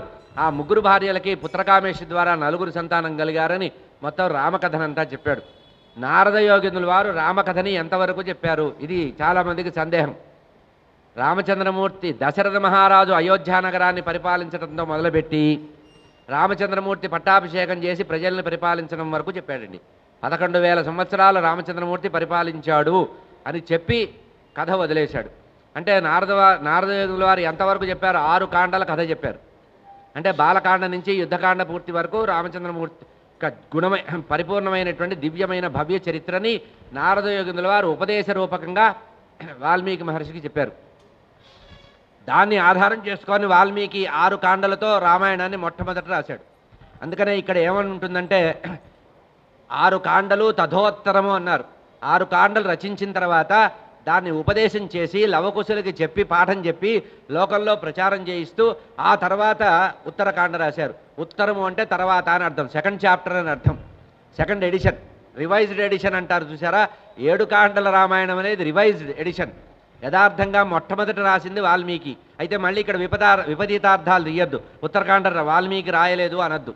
ఉత్తరకాండ కూడా వాల్మీకి మహర్షే రచించాడు. అయితే ప్రవచనాల్లో ఎందుకు చెప్పకూడదు అంటే దానిలో అనేక కారణాలు ఉన్నాయి. అంటే సీతాదేవి భూమిలోకి ప్రవేశించడం, ఆ తర్వాత రామచంద్రమూర్తి అవతార సమాప్తం చేయడం, ఇతరత్రా కొన్ని సందర్భాలు ఉన్నాయి. రావణాసురుడి యొక్క జన్మ వృత్తాంతం, పూర్వ వృత్తాంతం ఇవన్నీ ఉండడం వల్ల అది పెద్దగా అధ్యయనానికి పనికొచ్చేదే కానీ ప్రవచనానికి అనవసరము అన్నారు. అంటే ప్రవచనానికి ఎందుకు అవసరం లేదంటే రామచంద్రమూర్తిలో ఉండే ధర్మస్థితిని, ఆ ధర్మాన్ని కనుక స్థిరంగా చెప్పాలంటే 6 కాండలు చాలు. 6 కాండలు సమగ్రంగా ప్రవచనం చేస్తే రామతత్వం పూర్తిగా అర్థమవుతుంది. మరి 7వ కాండ ఎందుకు వచ్చిందంటే అధ్యయనం చేసేవాళ్ళు అసలు ఈ పూర్వకథలో ఉండేటువంటి రామచరిత్రలో ఉండేటువంటి ఎక్కడైనా సందేహాలు వస్తే విత్ రెఫరెన్స్ టు అని, అది నిఘంటువు లాంటిది అన్నమాట, రెఫరెన్స్ పుస్తకం లాంటిదే. ఉత్తరకాండ రెఫరెన్స్ భాగమే కనుక తథోత్తరం అని చెప్పడానికి కారణం అది. కాండ షట్కము తథోత్తరము అంటే ఉత్తరంగా 7వ కాండ రాశారు కనుక దానికి ఉత్తరకాండ అని పేరు పెట్టారు. మామూలుగా బాలకాండ, అయోధ్యకాండ, అరణ్యకాండ, కిష్కింధకాండ, సుందరకాండ, యుద్ధకాండ అని చెప్పినటువంటి వారు దానికి కూడా ఏదో కాండం చెప్పాలి కదా. ఉత్తరం ఎందుకన్నారంటే అది తర్వాత రాయబడింది, పార్ట్ 2 అని అర్థం. పార్ట్ 1 పార్ట్ 2 అంటారు కదా. కనుక వాల్మీకి మహర్షి నారద యోగిందుల వారద ఉపదేశం పొందింది కేవలము రామాయణంలో యుద్ధకాండ వరకే, ఆ తర్వాత రచించింది. కనుక తన యొక్క శిష్యులకు ఉపదేశం చేసింది కూడా, లవకుశులకి పాఠం చెప్పింది కూడా 6 కాండలే. 6 కాండలు పాఠం చెప్తేనే వారు దాన్ని ప్రచారం చేసుకుంటూ వెళ్ళారట. ఇక ఇంకొక తమాషా ఏంటంటే వాల్మీకి నారద యోగిందుల వారు వచ్చి కథ చెప్పారు, వెళ్ళిపోయారు, అయిపోయింది.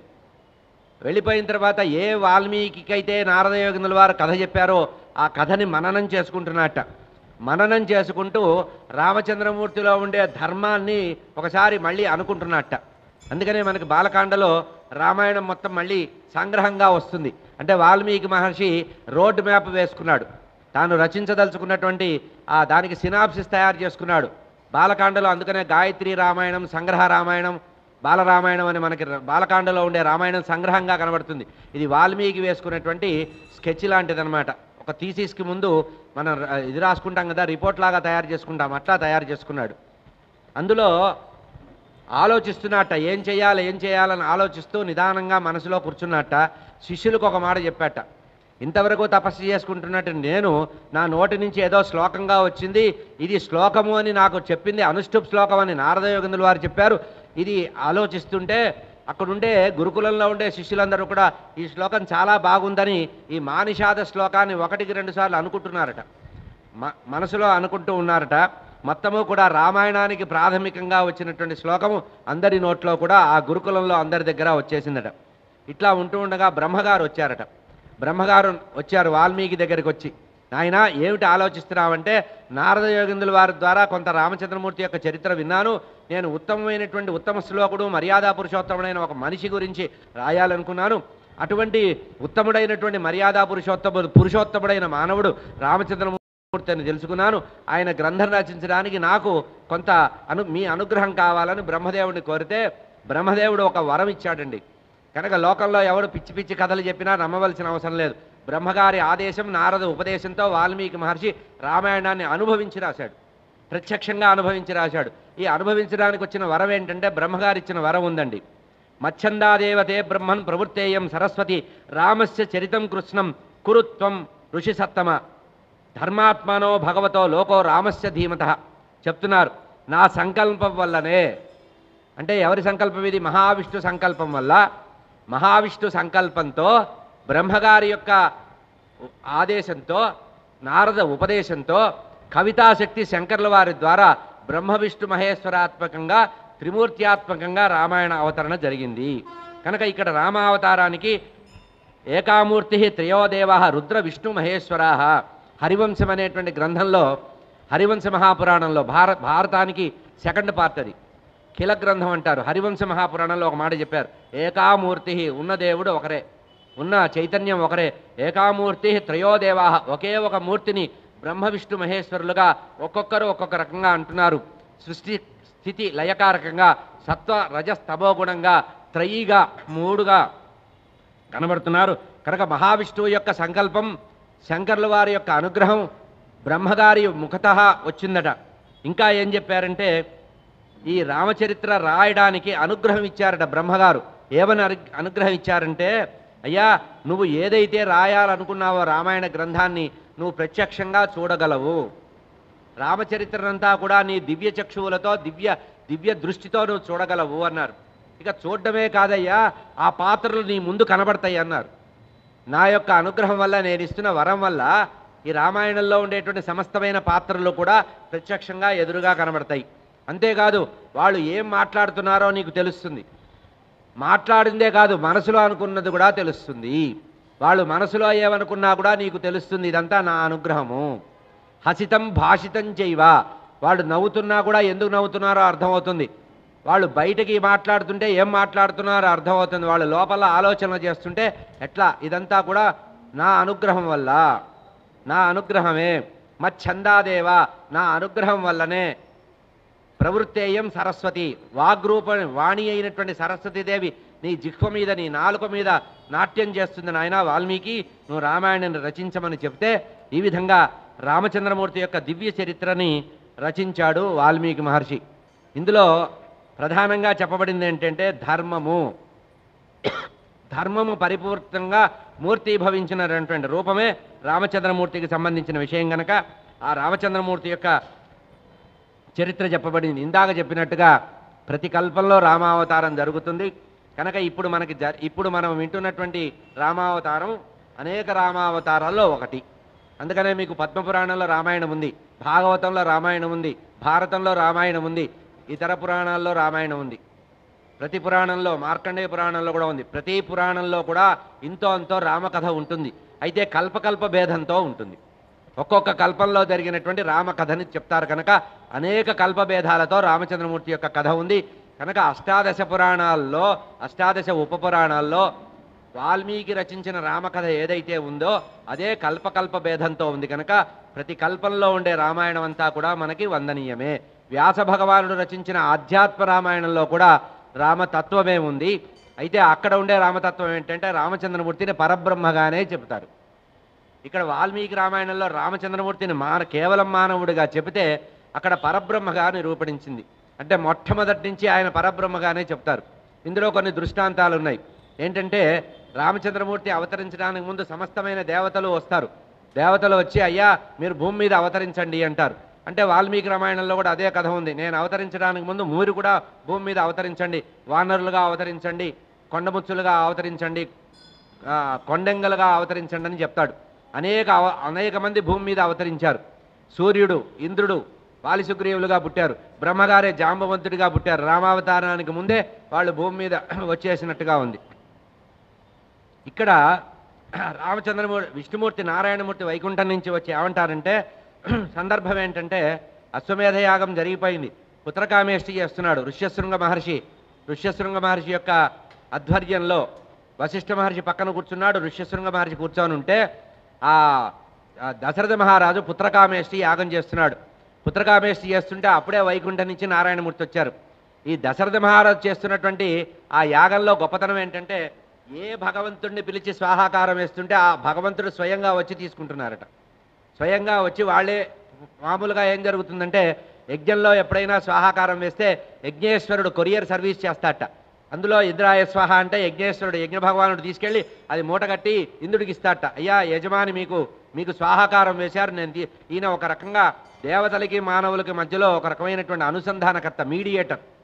అటువంటిది ఈ పుత్రకామేష్టి చేస్తున్నప్పుడు దేవతలకి దశరథ మహారాజు ఇస్తున్నటువంటి ఆ స్వాహాకారాల్ని ఋష్యశృంగ మహర్షి యొక్క తపస్సు గొప్పతనం అది. మంత్రం చదువుతుంటే మంత్రాధీనంతు దైవతం అన్నారు కదా, ఆ మంత్రానికి సంబంధించిన స్వయంగా వారే వచ్చారట. ఇట్లా అందరూ వచ్చి అక్కడ యజ్ఞవేదిక అయోధ్యానగరంలో సరయూ నది ఒడ్డున యాగం జరుగుతోంది, పుత్రకామేష్టి యాగం. అంతకుముందు అక్కడే 1 సంవత్సరం అశ్వమేధ యాగం జరిగింది. అక్కడ జరుగుతుంటే వాళ్ళు రహస్యంగా ఒక ఒడ్డున కూర్చొని అందరూ సమావేశం ఏర్పాటు చేసుకున్నారట. దశరథ మహారాజు యజ్ఞం చేశాడు, భూమి మీదకి పరమాత్మ అవతరించాలి, మనం వైకుంఠానికి వెళ్ళి ప్రార్థించాం అని వీళ్ళు చర్చించుకుంటుంటే ఇంతట్లో వైకుంఠం నుంచి నారాయణమూర్తి వచ్చారట. నారాయణమూర్తి వచ్చేటప్పటికి నారాయణమూర్తి చాలా వ్యూహకర్త అండి, చాలా గొప్పవాడు నారాయణమూర్తి. చైతన్యం చమత్కారంగా ఉంటుంది. ఆయన వచ్చి అడిగారు, దేవతలారా మీరంతా ఇక్కడ కూర్చున్నారు, ఎందుకు వచ్చారంటే ఏం లేదయ్యా భూమి మీద మిమ్మల్ని అవతరించమని అన్నాం, మీకు వామ్ వెల్కమ్ ఇవ్వడానికి వచ్చాం. ఇగో ఇప్పుడు దశరథ మహారాజు భూమి మీద యజ్ఞం చేస్తున్నాడు కనుక ఆయన ఇంట్లో మీరు పుట్టడం మంచిది అన్నారు. ఎందుకంటే మీరు పుట్టడానికి యోగ్యమైన ప్రదేశం ఉండాలి కనుక జన్మించమన్నారట. ఆయన అన్నట్ట ఇట్లా కాదు, అందరూ చెప్పండి ఎట్లా పుట్టాలో చెప్పండి అంటే, అయ్యా మీకు తెలియంది మేము చెప్పడం కాదు, అయినా అడుగుతున్నావు గనక చెప్తున్నాం, మీరు దశరథ మహారాజు ఇంట్లో పుట్టాలన్నారు. ఈ కారణంగా రామచంద్రమూర్తిగా వైకుంఠ నారాయణమూర్తి భూమి మీద మానవ రూపంలో ఎత్తారు. అయితే ఈ అవతారం ఎందుకు ఎత్తారు అంటే మనకు పురాణాల్లో చెప్పారు, భాగవతంలో కూడా ఉంది ఈ మాట. ఎందుకు రామచంద్రమూర్తి భూమి మీద పుట్టాడంటే రావణాసురుని సంహరించడానికంటే అది ఒక్క కారణమే కాదు, పిచ్చివాళ్ళారా అనుకోవద్దు. మర్త్యావతార ఖలు మనుజ శిక్షణం. మానవ రూపంలో పరబ్రహ్మ ఎందుకు అవతరించారంటే మానవులందరికీ కూడా జీవన విధానాన్ని నేర్పించడానికి, ఎవరు ఏ కాలంలో ఎట్లా ప్రవర్తించాలో మనుజ శిక్షణార్థం భూమి మీద అవతరించారట. కనుక రామచంద్రమూర్తిని మర్యాదా పురుషోత్తముడిగా, దశరథ రాముడుగా, భద్రగిరి రాముడుగా, మా సీతారాముడుగా అనుకోవడమే మంచిది. కనుక రామనారాయణుడు అనే ప్రమాణం రామాయణంలో 24,000 శ్లోకాల్లో ఏ ఒక్క వాక్యంలో కూడా కనబడదు. ఆయన కేవలము వైకుంఠరాముడుగా కాకుండా రామచంద్రమూర్తిగా కనబడతాడు, సీతారాముడుగా, రఘురాముడిగా, దశరథ రాముడుగా మనకు కనబడతాడు. ఆ తర్వాత భద్రుడు అనేటువంటి వాడు తపస్సు చేయడం వల్ల భూమి మీదికి అదే రామచంద్రమూర్తి, అదే మర్యాదా పురుషోత్తముడు రామచంద్రమూర్తి భద్రాచల క్షేత్రంలో అవతరించారు. కనుక పరిపూర్ణమైనటువంటి మానవ రూపంగా రామచంద్రమూర్తిని భావన చేద్దాం. ఇక్కడ ప్రతిజ్ఞాపూర్వకంగా మనకు చెప్పబడింది, ప్రతికల్పం భవేద్ రామ. ప్రతి కల్పకల్ప భేదంతో రామచంద్రమూర్తి ఈ విధంగా భూమి మీద అవతరిస్తారు అన్నారు. ఇక రామాయణంలో ఉండే గొప్పతనం ఏంటంటే ఏ గ్రంథానికి లేని విశేషం రామాయణానికి ఏమిటంటే ఇది పాడుకోవడానికి కూడా యోగ్యమైందిట. పాఠ్యే గేహేచ మధురం అనుష్ఠుప్ శ్లోకాలతో ఉంది కనుక స్వరాన్ని కనుక స్వరప్రస్థారంతో సరిగ్గా శృతి చేసుకొని చక్కగా అందమైనటువంటి కంఠంతో, మధురమైనటువంటి కంఠం ఎవరికైతే ఉంటుందో వారు రామాయణాన్ని గానం చేయవచ్చు. ఇది పాఠ్యే గేహేచ మధురం అంటే పాడుకోవడానికి ఉంది, చదువుకోవడానికి కూడా ఉంది, పఠించడానికి, గీతంగా గానం చేయడానికి కూడా పనికొచ్చేది. పాఠ్యే గేహేచ మధురం ప్రమాణై త్రిభిర్మితం. 3 రకాలైనటువంటి స్వరప్రస్థారంతో, అంటే మంద్ర, మధ్యమ, తారస్థాయిలో ఉండేటువంటి స్వరాలని వేసుకుంటూ, ఇక్కడ స్వరం అని చెప్పడంలో ఇంకో అర్థం కూడా ఉందండి. వేదాల్లో స్వరం ఉంటుంది, సంగీతంలో స్వరం ఉంటుంది, వేదాల్లో స్వరం ఉంది కనుక ఇది వేదవేద్యే పరే పుంసి జాతే దశరథాత్మజే వేద ప్రాచేదసాదాసీత్ సాక్షాత్ రామాయణాత్మన. ఇక్కడ స్వరము అనేది చెప్పారు కనుక త్రిస్వర 3 స్వరాలతో ఉంటుందంటే ఉదాత్త, అనుదాత్త స్వరితాలు వేదంలో ఉంటాయి. అట్లాగే వాల్మీకి రచించిన రామాయణంలో కూడా స్వర సంయుక్తంగా ఉంది. అంటే ఇక్కడ సంగీతపరంగా స్వరము చెప్పవచ్చు, వేదపరంగా స్వరంగా ఉంది కనుక వేదాధ్యయనం చేయలేని వాళ్ళు రామాయణ పారాయణ చేసుకున్న 4 వేదాలు చదివినటువంటి ఫలితం వస్తుంది కనుక అటువంటి దివ్యమైనటువంటిది. అంతేకాకుండా సంధిబద్ధమి శ్లోకానాం 24 సహస్రకం ఆయన చెప్పేశాడండి. 24,000 శ్లోకాలతో రామాయణాన్ని రచించబడింది. ఉపాఖ్యాన శతం చైవ 100 ఉపాఖ్యానాలు ఉన్నాయట. అంటే ప్రధానమైనటువంటి రామకథకి మధ్యలో ఉపకథలుగా చెప్పబడినటువంటి విశ్వామిత్ర చరిత్ర, గంగా చరిత్ర, సాగర చరిత్ర, ఇటువంటి చరిత్రలతో కూడి 100 ఉపాఖ్యానాలతో సన్నిబద్ధం హి శ్లోకానాం 24 సహస్రకం 24,000 శ్లోకాలతో ఉపాఖ్యాన శతం 100 ఉపాఖ్యానాలతో భార్గవేణ తపస్విన భార్గవ వంశంలో జన్మించినటువంటి మహాతపస్వి అయినటువంటి వాల్మీకి మహర్షి భూమి మీద అవతరించి ఆదిప్రభృతివై రాజన్ పంచసర్గ శతాని చ కాండాని షట్కృతాన్యత్ర ఉత్తరాణి మహాత్మన. ఇక్కడే ఇందాక చెప్పిన మాట. కాండాని షట్ 6 కాండలతో, మొట్టమొదటగా రామాయణాన్ని కాండాని షట్ 6 కాండలతో, కృతాని అత్ర స ఉత్తరాణి చ ఆ తర్వాత ఉత్తరకాండతో కలిపి 7 కాండలతో మహాత్ముడైనటువంటి వాల్మీకి మహర్షి 24,000 శ్లోకాలతో రామచంద్రమూర్తి యొక్క చరిత్రని రచించారట. ఇక పరం కవీనాం ఆధారం సమాప్తంచ యథాక్రమం అభిగీతమిదం గీతం సర్వగీతీషు కోవిద. రామాయణానికి సంబంధించిన మాహాత్మ్యం చెప్తున్నారు. ఇది ఎట్లాంటిదంటే రామచంద్రమూర్తి యొక్క చరిత్ర పరం కవీనాం ఆధారం, ఆది కవిగా చెప్పబడినటువంటి వాల్మీకి మహర్షి రచించిన వాల్మీకి రామాయణమే అందరికీ కూడా గైడ్ అట. భవిష్యత్తులో ఎవడైనా కవిత్వం రాయాలనుకుంటే ఆది కవి అయిన వాల్మీకి పరం కవీనాం ఆధారం.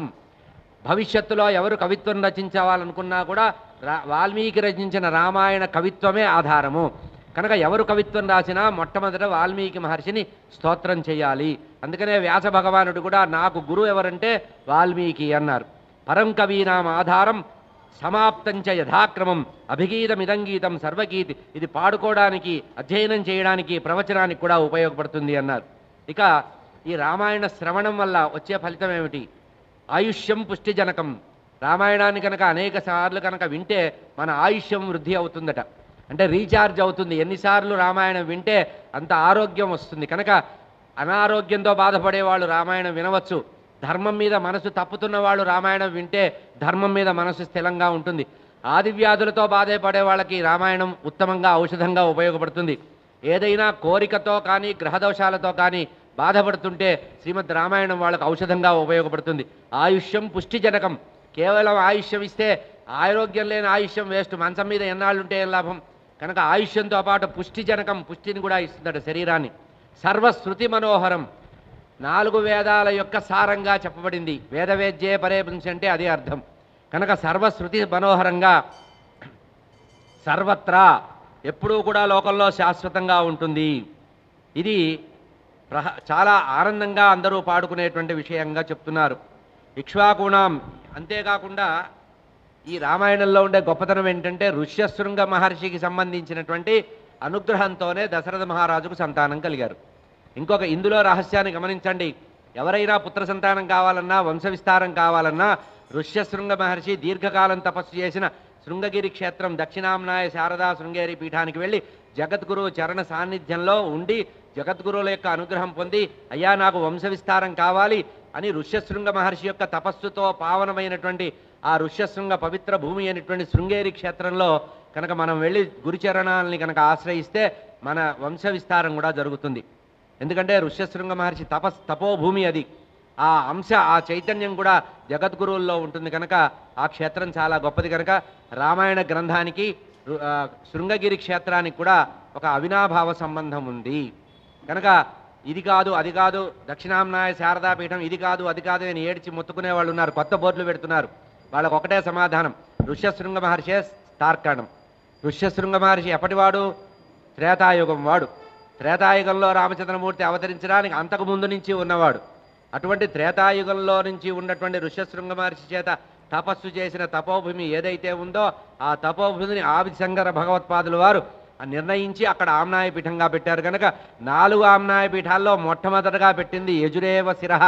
మనకి తూర్పు పడమర ఉత్తర దక్షిణాల్లో ఋగ్వేద, యజుర్వేద, సామవేద, అధర్వణ వేదానికి 4 వేదాలకి 4 ఆమ్నాయ పీఠాలు ఉంటే 4 ఆమ్నాయ పీఠాల్లో మొట్టమొదట స్థాపించిన పీఠమే యజుర్వేద పీఠమైనటువంటి దక్షిణాంనాయ శృంగగిరి పీఠం. ఎందుకంటే చారిత్రకమైనటువంటి ఆధారంతో అది కృతయుగ త్రేతాయుగం నుంచి వచ్చినటువంటి పవిత్రమైన క్షేత్రం కనుక సర్వజీవుల పట్ల సమదృష్టి కలిగేటువంటి, భూతదయ కలిగి పరమ కరుణా విశేషం కలిగినటువంటి క్షేత్రం కనుక 32 సంవత్సరాలు భూమి మీద చరించినటువంటి ఆదిశంకర భగవత్పాదులు తన ఆయుష్లో 32 సంవత్సరాల్లో 12 సంవత్సరాలు కేవలం శృంగేరి క్షేత్రంలోనే ఉన్నారు. ఇది శృంగేరి క్షేత్రం యొక్క వైభవం. అంటే 32 సంవత్సరాలలో 12 సంవత్సరాలు అక్కడే గడపడంలో ప్రధాన తాత్పర్యం ఏంటంటే 4 ఆమ్నాయ పీఠాలు స్థాపించాలని నిర్ణయించుకొని 4 ఆమ్నాయ పీఠాలకి డిజైన్ చేసింది శృంగగిరి క్షేత్రంలో అండి. గమనించండి, 12 సంవత్సరాలు ఎందుకున్నారంటే 12 సంవత్సరాల్లో కూడా మిగతా ఆమ్నాయ పీఠాలకు సంబంధించినటువంటి వ్యూహ రచన చేసి ఎక్కడెక్కడ ఏ ఆమ్నాయ పీఠం పెట్టాలి, ఎక్కడెక్కడ ఎవరిని అధికారిగా పెట్టాలి, ఎక్కడ జగద్గురువుని ఉంచాలి అని చెప్పి వాళ్ళందరికీ శిక్షణ ఇవ్వడానికి శిక్షణ కేంద్రంగా కూడా మనకి జగద్గురు పీఠం శృంగేరి పీఠంగా ఉంటుంది. అందుకనే ఎవరు ఏ ఆమ్నాయ పీఠంలో ఉత్తరాధికారిని తయారు చేసినా అక్కడ శిక్షణ ఇచ్చేది, అవసరం వస్తే వారికి ధర్మాన్ని ఉపదేశించేది, మార్గం తప్పితే మళ్ళీ మార్గానికి తీసుకొచ్చేది అది గొప్ప పీఠం. శిరప్రాయం యజురేవ శిరః. 4 వేదాల్లో యజుర్వేదానికి శిరప్రాయం అని పేరు. వేదమాతకి శిరస్సుట యజుర్వేదం. అటువంటి యజుర్వేద పీఠంలో దక్షిణాంనాయ పీఠం కనుక 3 ఆమ్నాయ పీఠాలు కూడా తర్వాత స్థాపించినవే. మొట్టమొదట స్థాపించిన పీఠమే శృంగగిరి క్షేత్రము దక్షిణాంనాయ పీఠం. అక్కడే 3 ఆచార్యుల్ని కూడా తయారు చేసి ఆ 3 పీఠాల్లో ఉండేటువంటి, అంటే తూర్పు పడమర ఉత్తరము అనేటువంటి 3 పీఠాల్లో ఉండేటువంటి ఉత్తరాధికారులకు శిక్షణ ఇచ్చింది శృంగగిరి క్షేత్రంలో. మూల పీఠము ఇది, జగద్గురు పీఠం, విశ్వశ్రేయమైనటువంటి పీఠం ఇది. అందుకనే దీన్ని శారదాపీఠము అన్నారు. కాశ్మీరంలో ఏ శారదాదేవి అయితే ఉందో ఆ శారదాదేవి యొక్క సమగ్రమైనటువంటి చైతన్యమే శృంగగిరి క్షేత్రంలో ఉంది. కనుక అక్కడ సురేశ్వరాచార్యుల వారిని పరమగురువుగా భావన చేస్తూ సురేశ్వరాచార్యుల వారి చేతనే ఆమ్నాయ పీఠాలకి నియమావళిని తయారు చేయించినట్టుగా మనం ఊహించవచ్చు. కనుక 12 సంవత్సరాలు అక్కడ స్వామివారు జగద్గురువులు అక్కడ ఉండడంలో ప్రధాన ఉద్దేశం ఏంటంటే మిగతా 4 దిక్కుల్లో ఉండే ధర్మాన్ని నిలబెట్టడానికి ఇది మూల కేంద్రంగా భావన చేస్తూ దక్షిణాంనాయ పీఠం చేశారు. కారణం ఇది ఋష్యశృంగ పీఠము.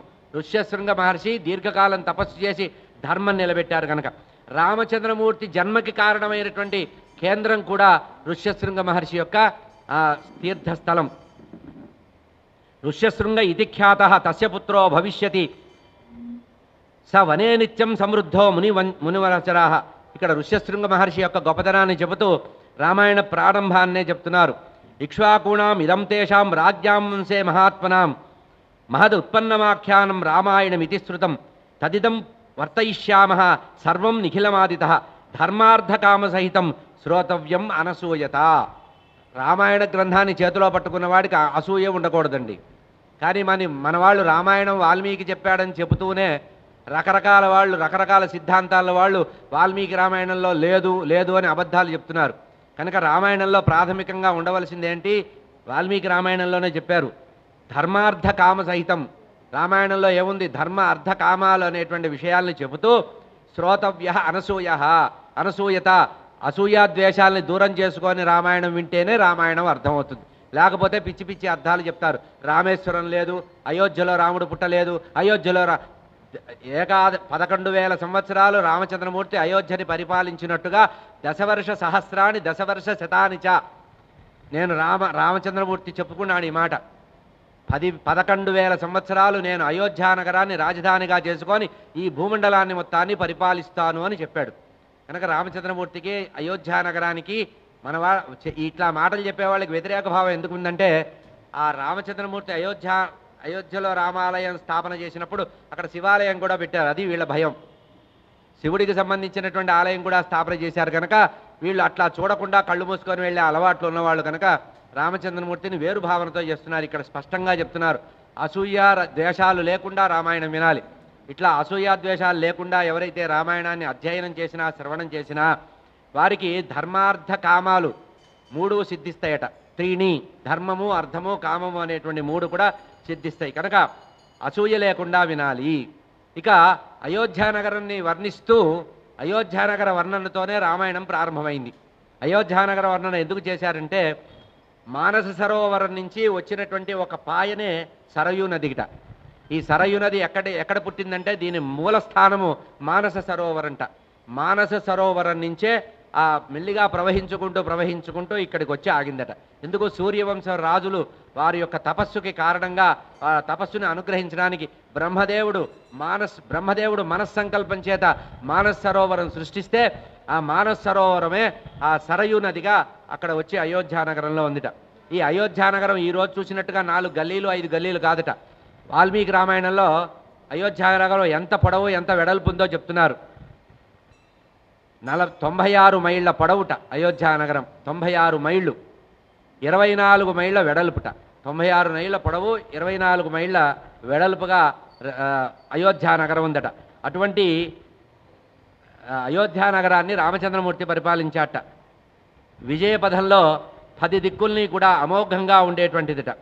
దశరథ మహారాజుకు ఆ పేరెందుకు వచ్చిందటంటే ఒకసారి రథం నడుపుతుంటే 10 దిక్కుల్లో ఉండేటువంటి శత్రువుల్ని ఏకకాలంలో యుద్ధంలో ఓడించేవాట. దశరథుడు అంటే అర్థం. అంతేగాని ఆయన గాజులు దొడుక్కున్నాడని భయవాడని భయపడతాడని పిరికివాడని పిచ్చి పిచ్చి కథలు చెప్తారు. దశరథుడు అటువంటి వాడు కాదు. దశరథుడు ఎటువంటి వాడు? విజయపథంలో యుద్ధంలో నడిచేటప్పుడు 10 దిక్కులుగా రథాన్ని నడిపేవాట. దశరథుడు అంటే రథాల్ని ఏకకాలంలో 10 దిక్కుల నుంచి కూడా యూటర్నులు చేసుకుంటూ 10 దిక్కుల్లో ఉండే శత్రువులను సంహరించేటువంటి వాట. సరయూ నదుల ఒడ్డులో 12 యోజనాల పొడవు 3 యోజనాల వెడల్పు. అందుకనే దీన్ని కన్వర్ట్ చేసి చెప్పాను నేను. 96 మైళ్ళ పొడవు 24 మైళ్ళ. 1 యోజనం అంటే 7 మైళ్ళు అండి. 1 యోజనం = 7 మైళ్ళు. ఇట్లా పరిపాలిస్తున్నారట. ఈ దశరథ మహారాజుకు ఉండే గొప్పతనం ఏంటంటే నిరంతరము బ్రాహ్మణ భక్తి ఉందట. బ్రాహ్మణ భక్తి. ఈయన ఎంత గొప్పవాడంటే 60,000 సంవత్సరాలు భూమిని పరిపాలించాట. 60,000 సంవత్సరాలు భూమిని పరిపాలించి అప్పుడు విసుగొచ్చిందిట. మనం 60 సంవత్సరాలు సర్వీస్ చేయడానికే అబ్బో అయిపోయింది ఇంకెప్పుడు రిటైర్ అవుతావా అని చూస్తూ ఉంటాం. 60,000 సంవత్సరాలు పరిపాలించి అప్పుడు అనుకున్నట్టు ఏదో నాకు వృద్ధాప్యం వచ్చినట్టుగా అనిపిస్తోంది, నా కొడుక్కి ఛార్జ్ ఇచ్చి నేను తప్పుకోవాలనుకున్నట్ట. ఇది ధర్మంగా ప్రజల్ని పరిపాలించడానికి చేసే పని. ఇక దశరథ మహారాజుకు 8 మంది ప్రధానమైనటువంటి మంత్రులు ఉండేవాళ్ళట. దృష్టి, జయంతుడు, విజయుడు, సురాష్ట్రుడు, రాష్ట్రవర్ధనుడు, అశోకుడు, ధర్మపాలుడు, సుమంత్రుడు అనేటువంటి వాళ్ళు 8 మంది మంత్రులట. మనం ఎక్కువగా వినేది సుమంత్రుడు అనే వారిని ఒక్కరినే వింటాం, కానీ ఆయనకి 8 మంత్రులు ఉండేవారట. 8 మంది మంత్రులు ఉండేవారట. పెద్ద ఎస్టాబ్లిష్మెంట్ అండి. అంటే దశరథ మహారాజు బాగా స్ట్రాటజీ ఉన్నటువంటి సమర్థమైనటువంటి పరిపాలకుడు. దీర్ఘకాలం పరిపాలించాట, శ్రమపడ్డాడు. కుటుంబ విషయాలు కూడా పట్టించుకోకుండా ప్రజల్ని పరిపాలించడానికి మాత్రమే తన యొక్క శరీరాన్ని, తన ఆయుష్నంతా వెచ్చించాట. ఇక ఎప్పుడు కూడా దశరథ మహారాజు తన సభలో ఎడంవైపు 8 మంది మంత్రుల్ని, కుడివైపు ఋషీశ్వరుల్ని కూర్చోబెట్టుకునేవాట. ఇది ఆ పద్ధతి. అసెంబ్లీలో కూడా ఇట్లా కూర్చోబెట్టుకోవాలి, మేధావుల్ని కూర్చోబెట్టుకోవాలి, తపస్సు చేసిన వాళ్ళని, జ్ఞానం సంపాదించిన వాళ్ళని కూర్చోబెట్టుకుంటేనే అది సభ అవుతుంది. లేకపోతే అది రైతు బజారే అవుతుంది, సభ కాదు. అందుకనే మైకులు విరుచుకోవడం, జుట్లు బీక్కోవడం, బట్టలు చింపుకోవడం జరుగుతుంది చూసారా, ధర్మసభ. దశరథ మహారాజు సభలో ఎడంవైపు 8 మంత్రులు ఉండేవారట. కుడివైపు 4 వేదాలని, అనేక శాస్త్రాలని చదివిన వాళ్ళు ఉండేవారట. సుయజ్ఞుడు అనేటువంటి వాడు, జాబాలి అనేటువంటి వాడు, కాశ్యపుడు, గౌతముడు, మార్కండేయుడు, కాత్యాయనుడు, అటువంటి మహర్షులు ఉండేవారట. ప్రధానంగా కులపురోహితుడుగా వశిష్ఠ మహర్షి ఉండేవాడు. ఈ వశిష్ఠ మహర్షి గొప్పతనం ఏంటంటే, సూర్యవంశం మొదటి నుంచి చివరి వరకు కూడా వశిష్ఠ మహర్షిడే పర్మనెంట్ గురువు అండి. ఆయన వశిష్ఠ మహర్షే గురువు. మీరు గమనించండి, వశిష్ఠుడే అందరికీ, హరిశ్చంద్ర కథలో కూడా వశిష్ఠుడే ఉంటాడు గురువుగా. ఇట్లా అనేక మంది ఆ వంశం వాళ్ళందరికీ కూడా శాశ్వతమైన గురువుగా వశిష్ఠుడుగా ఉన్నారు. ఇక్కడే గమనించాలి, గురువుల్ని మార్చకూడదు. మన వాళ్ళు గల్లీలో గురువు ఉంటారు, ఎవరిని కనబడితే వాళ్ళని గురువు అని పిలవడం మొదలు పెడతారు. గురువు అంటే ఒక జగద్గురువుని మాత్రమే గురువు అని పిలవాలి. మిగతా వాళ్ళు ఆచార్యుడు, ఉపాధ్యాయుడు, గొప్పవారు, అంతేగాని గురు పదం ఎవరికి పడితే వాళ్ళకు వాడకూడదు. రామచంద్రమూర్తి గురువుగా, దశరథ మహారాజు ఎవరినైతే గురువుగా భావన చేశారో, అంటే మన వంశపూర్వీకులు ఏ జగద్గురువులను అయితే ఆరాధించారో ఆ జగద్గురువుల యొక్క అడుగుజాడల్లోనే మనం వెళ్ళాలి, కొత్త మార్గాలు వెళ్ళకూడదు. ఇక్కడ అటువంటి దశరథ మహారాజు ప్రజల్ని పరిపాలిస్తున్నట్ట. 10 మంది అతిరథ మహారాజులు ఎంత పవర్ఫుల్గా ఉంటారో ఒక దశరథ మహారాజు అటువంటి వాట. ఇట్లా ఉంటే దశరథ మహారాజుకి 8 మంది మంత్రులు ఉన్నా ఒకతను ఆత్మీయమైన మంత్రిట, ఆంతరంగికమైన మంత్రి. ప్రధానమంత్రి అనలేదు, ఆత్మీయమైనటువంటి ఆంతరంగిక మంత్రి. ధృతరాష్ట్ర మహారాజుకి ఎట్లా విదురుడో దశరథ మహారాజుకి సుమంత్రుడు ఉన్నట్ట. సుమంత్రుడుంటే సుమంత్రుడితో అంటున్నట్ట, ఎవరు? దశరథ మహారాజు, ఆయన ఇన్నాళ్ల నుంచి ప్రజల్ని పరిపాలిస్తున్నాను, ఎవరికి ఏ లోటు లేకుండా చేస్తున్నాను, నా ప్రజలందరూ కూడా పుత్ర సంతానంతో, పుత్ర పౌత్రులతో ఉంటున్నారు, నా కర్మ కాలింది, నాకు సంతానం లేరు, ఇప్పుడేమో అలసిపోయాను, చాలా ముసలితనం వచ్చింది, నాకు సంతాన యోగం ఉందా లేదా అంటే అప్పుడు వశిష్ఠ మహర్షి చెప్పారట, నువ్వు అశ్వమేధ యాగం చేయవయ్యా, అశ్వమేధ యాగం చేస్తే చేసిన పాపాలన్నీ పోతాయి. రాజులైన వాళ్ళు తెలుసో తెలియకో కొన్ని పాపాలు చేస్తుంటారు, ఆ పాపాలు పోవాలంటే అశ్వమేధ యాగం చేయాలి, అశ్వమేధ యాగం చేసి పాప పరిహారాన్ని పొందమన్నారట. ఈ రకంగా దశరథ మహారాజు వశిష్ఠ మహర్షి చెప్తే అప్పుడు ఏకాంతంగా పక్కనే ఉన్నటువంటి సుమంత్రుడు వచ్చి అన్నారట, మహారాజా ఒక చిన్న రహస్యం చెప్తాను, మేము ఒకానొక సందర్భంలో ఋషీశ్వరులు కూర్చొని మాట్లాడుకుంటుంటే విన్నాను, అనుకోకుండా దేవసభలో ఒక చర్చన చేశారట, దశరథ మహారాజుకి సంతానం లేకపోవడం ఉండదు, ఆయనకి ఒక సంతానం కాదు 4 సంతానం కలుగుతారు భవిష్యత్తులో అని చెప్పారు. ఈ మాట దేవసభలో ఋషీశ్వరులు మాట్లాడుకుంటుంటే వాళ్ళు భూమి మీదకి వచ్చి ఆ సరయూ నదిలో వెళుతూ అనుకుంటుంటే ఒకరోజు నేను విన్నానయ్యా అని చెప్పారట. ఎవరు? సుమంత్రుడు. అంటే భవిష్యత్తు దర్శనం చేయగలిగిన వాళ్ళు కూడా మంత్రులుగా ఉండేవాళ్ళు. ఇప్పుడు కుంభకర్ణాలు చేసేవాళ్లే మంత్రులు. భవిష్యత్ దర్శనం చేయగలిగినటువంటి మహాజ్ఞాన సంపన్నులు, వైరాగ్య సంపన్నులు మంత్రులుగా ఉండేవాళ్ళు. ఏకాంతంగా ఈ చెప్పేట సుమంత్రుడు చెప్పేటప్పటికీ ఆ వశిష్ఠ మహర్షిని అడిగారట, ఎవరు? అయ్యా, నేను యజ్ఞం చేయాలంటే ఎవరిని పిలవాలంటే మీకంటే గొప్పవాళ్ళు ఎవరున్నారు, మీరే చేయించండి అంటే, కాదు అన్నీ నేనే చేయించడం కాదు, ప్రతిదానికి కూడా స్పెషలిస్టులు ఉంటారు, ఋష్యశృంగ మహర్షి ఉన్నాడయ్యా, ఋష్యశృంగ ఇతి ఖ్యాతః తస్య పుత్రో భవిష్యతి స వసనే నిత్యం సమృద్ధో. అయ్యా, ఇది సుమంత్రుల వారు కూడా ఇదే మాటని చెప్పాడు. ఋష్యశృంగ మహర్షి కనుక ఎప్పుడైతే అయోధ్యానగరంలో అడుగుపెట్టి అయోధ్యానగరంకి ప్రవేశించి అశ్వమేధ యాగం చేయించి భవిష్యత్తు పుత్రకామేష్టి యాగం చేయిస్తారో వారి ద్వారా నలుగురు సంతానం కలుగుతారని తెలిస్తే ఆ రోమపాదుడు అనేటువంటి ఋష్యశృంగ దశరథ మహారాజు యొక్క బాల్యమిత్రుడైనటువంటి రోమపాదుడు అల్లుడిగా ఉన్నటువంటి ఆ శాంత భర్తగా ఉన్నటువంటి ఆ ఋష్యశృంగ మహర్షిని పిలిచి అశ్వమేధ యాగాన్ని ప్రారంభించారు దశరథ మహారాజు. ఇక్కడ కూడా ఒక చిన్న లోకంలో కట్టుకథలు ఎక్కువ ఉన్నాయి. వాల్మీకి రామాయణంలో లేని కథలు లోకంలో ప్రచారం చాలా ఉన్నాయి. దశరథ మహారాజుకు సంతానం లేకపోవడం లేదయ్యా, శాంత అనేటువంటి అమ్మాయి ఉంది, కొడుకులు లేని కారణంగా పుత్రకామేష్టి చేశాడు అనేటువంటి మాట ఉంది. లేదు, సంతానమే లేదని చెప్పాడు ఆయన. పుత్ర సంతానం పుత్రికా సంతానం అల్లా. ఇప్పుడు మనం అనుకున్నట్టు వేరు భావాలు పూర్వకాలంలో లేవు కనుక పుత్రిక ఉంటే దౌహిత్రుడి ద్వారా కూడా వంశవిస్తారం అవుతుంది కనుక ఈ ప్రయత్నం చేసేవాడు కాదు. మరి ఈ శాంత అనేటువంటి ఆమె ఎవరు అంటే రోమపాదుడి యొక్క సంతానం, రోమపాదుడి యొక్క కుమార్తె ఆమె. అయితే పూర్వకాలంలో పల్లెటూళ్ళల్లో ఇప్పటికి కూడా ఒక ఇంట్లో ఉండేటువంటి వాళ్ళని మన సొంత వ్యక్తులుగానే అడుకోవటం అలవాటు. ఎవరైనా ఇంటికి అల్లుడు వస్తే మా అల్లుడు వచ్చాడు, మా ఊరు అల్లుడు చెప్పడం అనేటువంటి సంప్రదాయం ఉంది. అట్లాగే తన యొక్క మిత్రుడైనటువంటి రోమపాదుడి యొక్క కుమార్తె అయినటువంటి శాంతాదేవిని తన కుమార్తెలాగా భావన చేసి ఆడపిల్లలాగా గౌరవించేవాడు. అటువంటి శాంతాదేవి యొక్క భర్త అయినటువంటి ఋష్యశృంగ మహర్షిని పిలిపించమన్నారు. అతనే రావడం ఎందుకంటే రోమపాదుడికి ఇంతకుముందు ఫ్లాష్ బ్యాక్ కథ చెప్పారు.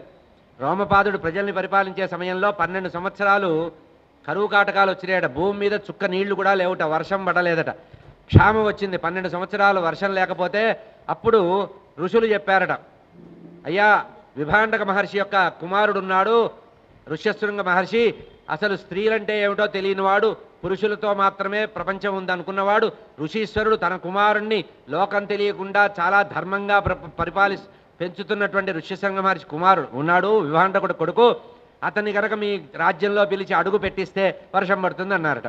ఆయన ఎట్లా రప్పించాలంటే అనేక ప్రయత్నాలు చేశారు. మనకి వాల్మీకి రామాయణంలో స్పష్టంగా అది ఉంది.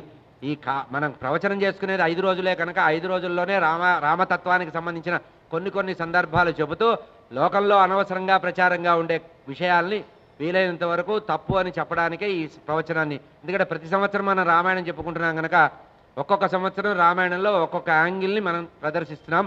ఈ సంవత్సరం రామచంద్రమూర్తి యొక్క విశిష్టమైనటువంటి గుణాలతో సంబంధించిన కథని చెప్తున్నాను. ఇక్కడ ఋష్యశృంగ మహర్షిని తీసుకొచ్చిన తర్వాత ఆయన రోమపాదుడి యొక్క రాజ్యంలో అడుగు పెట్టగానే వర్షం పడిందండి. ఇది శృంగగిరి క్షేత్రంలో ఉండే విశేషం. మనం కూడా గతంలో చూసాం. భారతీ తీర్థస్వామి వారు ఒకసారి విజయయాత్రకు వస్తుంటే ఆంధ్రప్రదేశ్లో ముఖ్యంగా అనంతపురం, కడప, కర్నూలు, చిత్తూరు మొదలైనటువంటి ప్రదేశంలో విపరీతమైనటువంటి క్షామం వచ్చింది. అటు తమిళనాడు నుంచి బాగా వర్షాలు పడకుండా ఉంటే అప్పుడు స్వామివారిని జగద్గురువుల యొక్క విజయయాత్ర చేయమని ప్రారంభిస్తే స్వామివారు ఎప్పుడైతే తమిళనాడు ప్రాంతం నుంచి అట్లా ప్రవేశించి అడుగు పెట్టారో కుంభవర్షం కురిసింది. పెద్ద వర్షం, వారం రోజులు మంచి వర్షం కురిసింది. మన విజయయాత్రలో ఇక్కడికి వచ్చిన సందర్భానికి పూర్వం జరిగింది. మనకి జహీరాబాద్ నుంచి లోపలికి ప్రవేశించారు. అప్పుడు మన రాష్ట్ర ప్రభుత్వం కూడా లాంఛనాలతో వెళ్ళి స్వామివారిని ఆహ్వానించి తీసుకొచ్చిన సందర్భం. ఎందుకు చెప్తున్నానంటే ఋష్యశృంగ పవిత్ర తపోభూమి శృంగగిరి క్షేత్రం కనుక అక్కడ అందుకనే చూడండి ఎక్కువ కాలం సంవత్సరంలో ఎక్కువ కాలం ఇప్పటికి కూడా వర్షం పడుతున్నటువంటి పుణ్యభూమి అది. అంటే ధర్మం ఇప్పటికి కూడా 4 పాదాలతో ఉన్నది. ధర్మము బాగా ఉన్నటువంటి పవిత్ర క్షేత్రము శృంగగిరి క్షేత్రము. అటువంటి ఆ ఋష్యశృంగ మహర్షి తపస్సు చేసిన ప్రదేశం నుంచి విభాండక కుమారుడైనటువంటి ఋష్యశృంగ మహర్షిని తీసుకొస్తే అతను రాగానే ఎప్పుడైతే రోమపాదుల వారు అడుగు పెట్టించారో సువృష్టి కురిచిందట. మొత్తం క్షామం వెళ్ళిపోతే అప్పుడు రోమపాదుడు ఋష్యశృంగ మహర్షిని పిలిచి ప్రార్థించి, అయ్యా మా దేశంలో ప్రజలందరినీ సుఖపెట్టావు కనుక నా కుమార్తెని శాంతాదేవిని నీకు ఇచ్చి వివాహం చేస్తానంటే అప్పుడు ఒప్పుకున్నారట. అందుకనే ఇప్పటికి కూడా కిగ్గా అనేటువంటి శృంగగిరి క్షేత్రంలో శృంగేరికి 10-12 కిలోమీటర్ల దూరంలో కిగ్గా అనేటువంటి క్షేత్రం ఉంది. అక్కడ ఋష్యశృంగ మహర్షి తన భార్య అయినటువంటి శాంతాదేవితో తపస్సు చేసిన ప్రదేశం. అక్కడ అదృష్టం ఏంటంటే సాధారణంగా పరమేశ్వరుడిలో ఎవడైనా తపస్సు చేస్తే లయం అవుతాడు. కానీ ఇక్కడ ఋష్యశృంగ మహర్షి గొప్పతనం ఏంటంటే తనలో పరమేశ్వరుని లయం చేసుకున్నట్ట. ఇది ఉల్టా రివర్సు. అంటే ఋష్యశృంగ మహర్షి అంత తపోనిష్ఠుడు.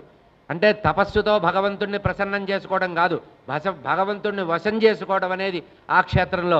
పరమాత్మని పిలిస్తే, జగద్గురువులు పిలిస్తే పరమాత్మ పలికే ప్రదేశం అది. ఋష్యశృంగ మహర్షి శాంతాదేవిలో పరమేశ్వరుడు లయం పొందాట. ఇప్పుడు లింగ రూపంలో అక్కడ ఋష్యశృంగ మహర్షి మనకి కిగ్గా అనేటువంటి గ్రామంలో కనబడతారు. అటువంటి ఋష్యశృంగ మహర్షి వచ్చి అశ్వమేధ యాగాన్ని చేయించారట. రోమపాదేన చాఖ్యానం ఋషిపుత్రాయ ధీమతే సఖ్యం సంబంధం చేయవ తదాం. రోమపాదుడు ఋష్యశృంగ మహర్షితో చెప్పాడు, అయ్యా నా కుమార్తెని మీకు కన్యాదానం చేసి దానివల్ల నేను మీతో బంధుత్వాన్ని కలుపుకోవాలనుకుంటున్నాను. ఎందుకంటే ప్రజలకి క్షేమం కలిగించిన మీ యొక్క రుణం తీర్చుకోవడానికి కన్యాదానం చేసి రుణం తీర్చుకోవాలనుకుంటున్నాను అని. అటువంటి రోమపాదుడి మిత్రుడే మన దశరథ మహారాజు. రోమపాదుడి దగ్గరికి వెళ్ళి అడిగారట. రోమపాదుడి దగ్గరికి దశరథ మహారాజు వెళితే, అయ్యా రాక వచ్చారు అన్నగారు, సోదరా ఏం చెయ్యాలి నీకు అంటే, ఏం లేదు నాయన, మీ ఇంట్లో ఋష్యశృంగ మహర్షి ఉన్నారట, వారిని ఒక్కసారి మా అయోధ్య నగరానికి తీసుకువెళ్ళి కొద్ది రోజులు ఉంచుకొని పంపిస్తాను, నేను అశ్వమేధ యాగం చేయాలనుకుంటున్నానంటే, ఆ ఋష్యశృంగ పురం నుంచి వచ్చినటువంటి ఆ ఋష్యశృంగ మహర్షి వివాహం పొంది ఆ రోమపాదుడి దగ్గర ఉన్న వ్యక్తి కాస్త మళ్ళీ అయోధ్య నగరానికి వచ్చి అశ్వమేధ యాగం చేయించారు. ఈ అశ్వమేధ యాగం గురించి కూడా శ్రీమద్ రామాయణం బాలకాండలో చాలా వివరంగా ఉందండి. అంటే ఒక యజమాని అయినటువంటి వాడు, చక్రవర్తి అయినా సరే, ఎంత గొప్పవాడైనా సరే, ఒక కార్యం పెట్టుకున్నప్పుడు ఆ కార్యనిర్వహణ ఎట్లా చేయాలి, సమర్థవంతంగా చేయాలి. డెలిగేషన్ అనేది కూడా చాలా గొప్పగా మనం దశరథ మహారాజులో చూస్తాం. డెలిగేషన్ పవర్ ఇది మళ్ళీ ఎక్కడ చూస్తామంటే మన శృంగగిరి క్షేత్రంలో ఇప్పుడు సన్నిధానం వారుగా ఉన్నటువంటి విధుశేఖర భారతీ స్వామి వారి దగ్గర చూస్తాం. ఏదైనా ఒక మహత్కార్యం చేయాలంటే డెలిగేషన్, ఎవరి చేత ఏ పని ఎట్లా చేయించుకోవాలి, ఏ సమయంలో ఎవరి దగ్గర ఎటువంటి కార్యక్రమాన్ని మనం చేయాలి, అట్లా వ్యూహరచన చేయగలగడం సన్నిధానం వారిలో చూస్తాం మనం. ఇది దశరథ మహారాజు యొక్క గుణాల్లో వాల్మీకి రామాయణం చదివితే అర్థమవుతుంది. తాను స్థిరంగా కూర్చున్నారట. తాను స్థిరంగా కూర్చొని దశరథ మహారాజు సర్వపాప పరిహారం కోసం అశ్వమేధ యాగాన్ని ప్రారంభించారట. ఈ మాట ఇప్పుడు ఎందుకు చెప్తున్నానంటే, సప్తతి మహోత్సవము నుంచి మొదలు పెట్టుకొని విధుశేఖర భారతీ స్వామివారు సప్తతి మహోత్సవం నుంచి ఆ తర్వాత అమృతోత్సవము, ఇప్పుడు వజ్రోత్సవాన్ని కూడా సంకల్పించి జగద్గురువుల పట్ల, తమ గురువుల పట్ల ఉండేటువంటి కృతజ్ఞతాభావాన్ని, గురుభక్తిని ప్రదర్శించడానికి తాను విజయయాత్ర చేస్తూ కూడా ఆ శృంగగిరి క్షేత్రంలో అనంతమైనటువంటి వైభవమైనటువంటి కార్యక్రమాలు చేస్తున్నారు. ఇప్పుడు నిన్నటి నుంచి అక్కడ కార్యక్రమాలు మొదలైనవి. అద్భుతంగా జరుగుతున్నాయి కార్యక్రమాలు. 600 మంది ఋత్విక్కులు జపాలు, హోమాలు, తర్పణాలు ఇటువంటివి చేస్తున్నారు. దేశంలో అనేక ప్రదేశాల నుంచి, మన నల్లకుంట శంకరమఠం నుంచి కూడా ఋత్విక్కులు వెళ్ళారు. అంటే నిరంతరము ఏ పరబ్రహ్మ ఉపాసన చెయ్యాలో ఇది ఎందుకు చేస్తున్నారు? జగద్గురువుల యొక్క బాధ్యత ఏంటంటే జగత్తునంతా రక్షించడం. అంటే ఎల్లలు లేకుండా కేవలం ఒక ప్రాంతమే కాకుండా జగత్తును మొత్తాన్ని కూడా అనుగ్రహం చేయాలంటే వారు లోక కళ్యాణార్థం ఇటువంటి పనులు చేయాలి.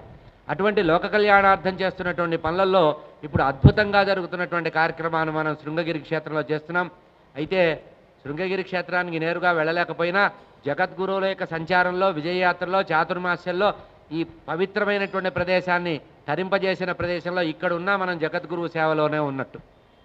స్వయంగా స్వామివారు అనేక సందర్భాల్లో చెప్తారు, మీరు నేరుగా మా దగ్గరికి ఉత్సవాల సమయంలో రావాల్సిన అవసరం లేదు, మా ఉత్సవాలు జరుగుతున్న సందర్భంలో అదే మన ప్రతినిధి పీఠాల్లో, ప్రతినిధి మఠాల్లో మీరు వాక్కును వినిపించినా అదే తపస్సు అన్నారు. కనుక ఇది గురుసేవలో భాగమే. అటువంటి శృంగగిరి క్షేత్రంలో ఉండేటువంటి వ్యూహరచన గొప్పతనం చెప్తున్నా. దశరథ మహారాజుట సర్వపాప పరిహారం కోసం భవబంధాలన్నీ వదిలిపెట్టాలని చెప్పి అశ్వమేధ యాగం ప్రారంభించారట. అయితే ఈ అశ్వమేధ యాగం ఎన్నాళ్ళు జరుగుతుందంటే 1 సంవత్సర కాలం జరుగుతుందట. అంటే అశ్వమేధ యాగం అంటే ఒక యాగశాలలో యజ్ఞం చేసి ఒక చక్కటి ఆరోగ్యవంతమైనటువంటి, బలిష్టమైనటువంటి, తేజస్సు కలిగి, స్ఫురద్రూపం కలిగినటువంటి, ఎటువంటి దోషాలు లేనటువంటి ఆయుర్వేదంలో చెప్పబడినటువంటి లక్షణాలు ఉన్నాయండి. పశుశాస్త్రం ఉంది, అశ్వశాస్త్రం ఉంది. అంటే మామూలుగా వెటర్నరీ సైన్స్ అంటాను చూసారా, అట్లా పశువులకు సంబంధించిన శాస్త్రం కూడా ఉంది. పశు వైద్యుల చేత పరీక్షించబడి బాగా ఉన్నతమైనటువంటి, శారీరకమైనటువంటి, దృఢంగా ఉండి ఆయుష్ కలిగినటువంటి అశ్వాన్ని పూజించి అశ్వాన్ని వదులుతారు. దాని వెంట కొంత సైన్యాన్ని పంపిస్తారు. ఈ అశ్వము భూమండలం అంతా 1 సంవత్సర కాలం తిరిగి మళ్ళీ ఎక్కడ వదలబడిందో అక్కడికి మళ్ళీ తిరిగి వస్తుందట. అట్లా రావడాన్నే అశ్వమేధ యాగము అంటారు. అట్లా దశరథ మహారాజు వశిష్ఠ మహర్షి యొక్క ఆదేశంతో 1 సంవత్సర కాలం ప్రయాణం చేయవలసినటువంటి అశ్వాన్ని పంపించారట.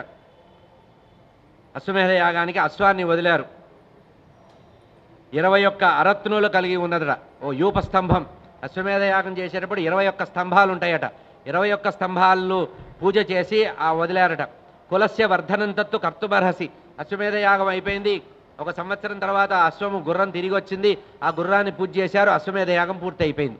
అశ్వమేధ యాగం పూర్తయిన తర్వాత వశిష్ఠ మహర్షి దగ్గరకు వచ్చి దశరథ మహారాజు నమస్కరించి, అయ్యా ఏం చెయ్యాలి, మీ ఆజ్ఞ ప్రకారం అశ్వమేధ యాగం చేశానంటే, ఇప్పుడు నేను నిన్ను కులగురువుగా నేను ఉన్నప్పటికీ కూడా ఇప్పుడు పురోహితుడిగా నీకు నియమించింది ఈ ఋష్యశృంగ మహర్షిని గనక ఋష్యశృంగ మహర్షి ఆదేశంలో ఉండాలి అని చెప్పారట.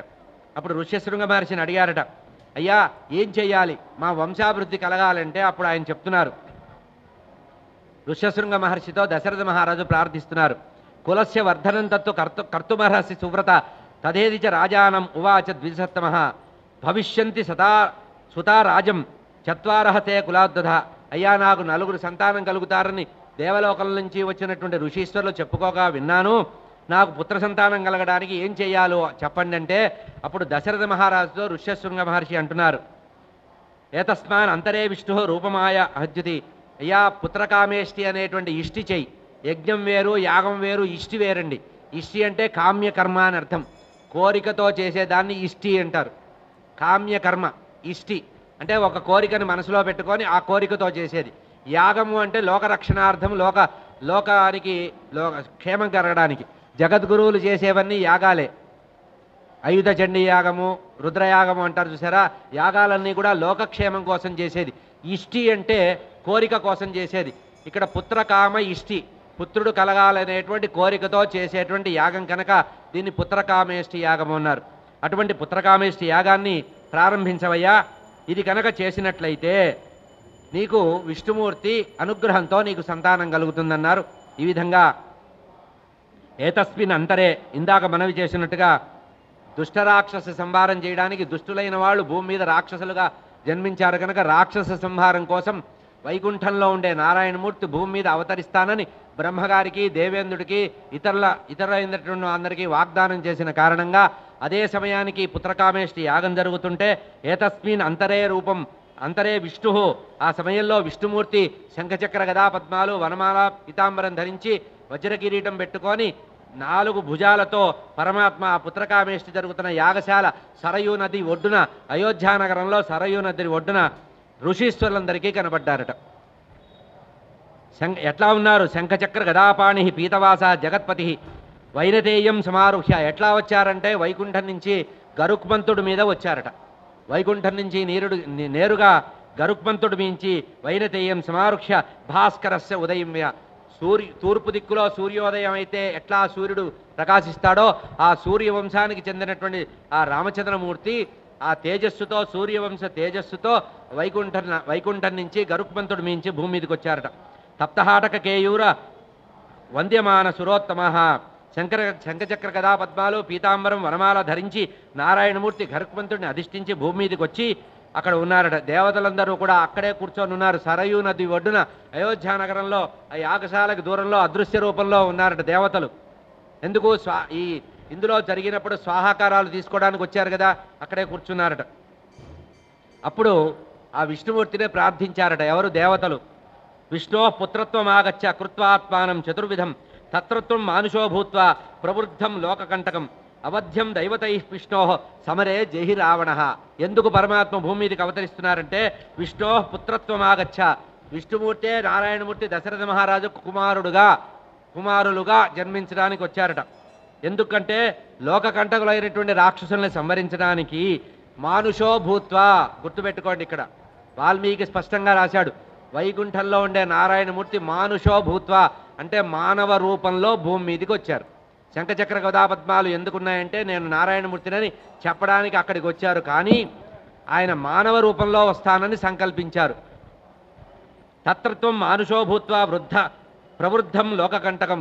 లోకంలో విజృంభిస్తున్నటువంటి రాక్షసులందరినీ సంహరించడానికి మానవ రూపంలో, మానవ వేషంలో అవధ్యం దైవతై విష్ణు సమరే జహిరావడం.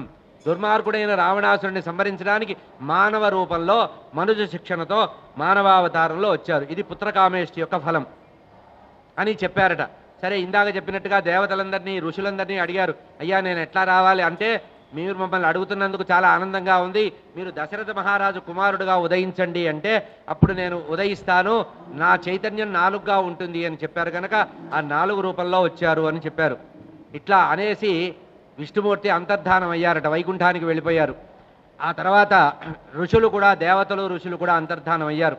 ఇట్లా ఉంటే యజ్ఞం పూర్తయిపోయిందట. ఋష్యశృంగ మహర్షి ఆనందంగా దశరథ మహారాజు ముఖంలోనే చూస్తూ ఉన్నాడు.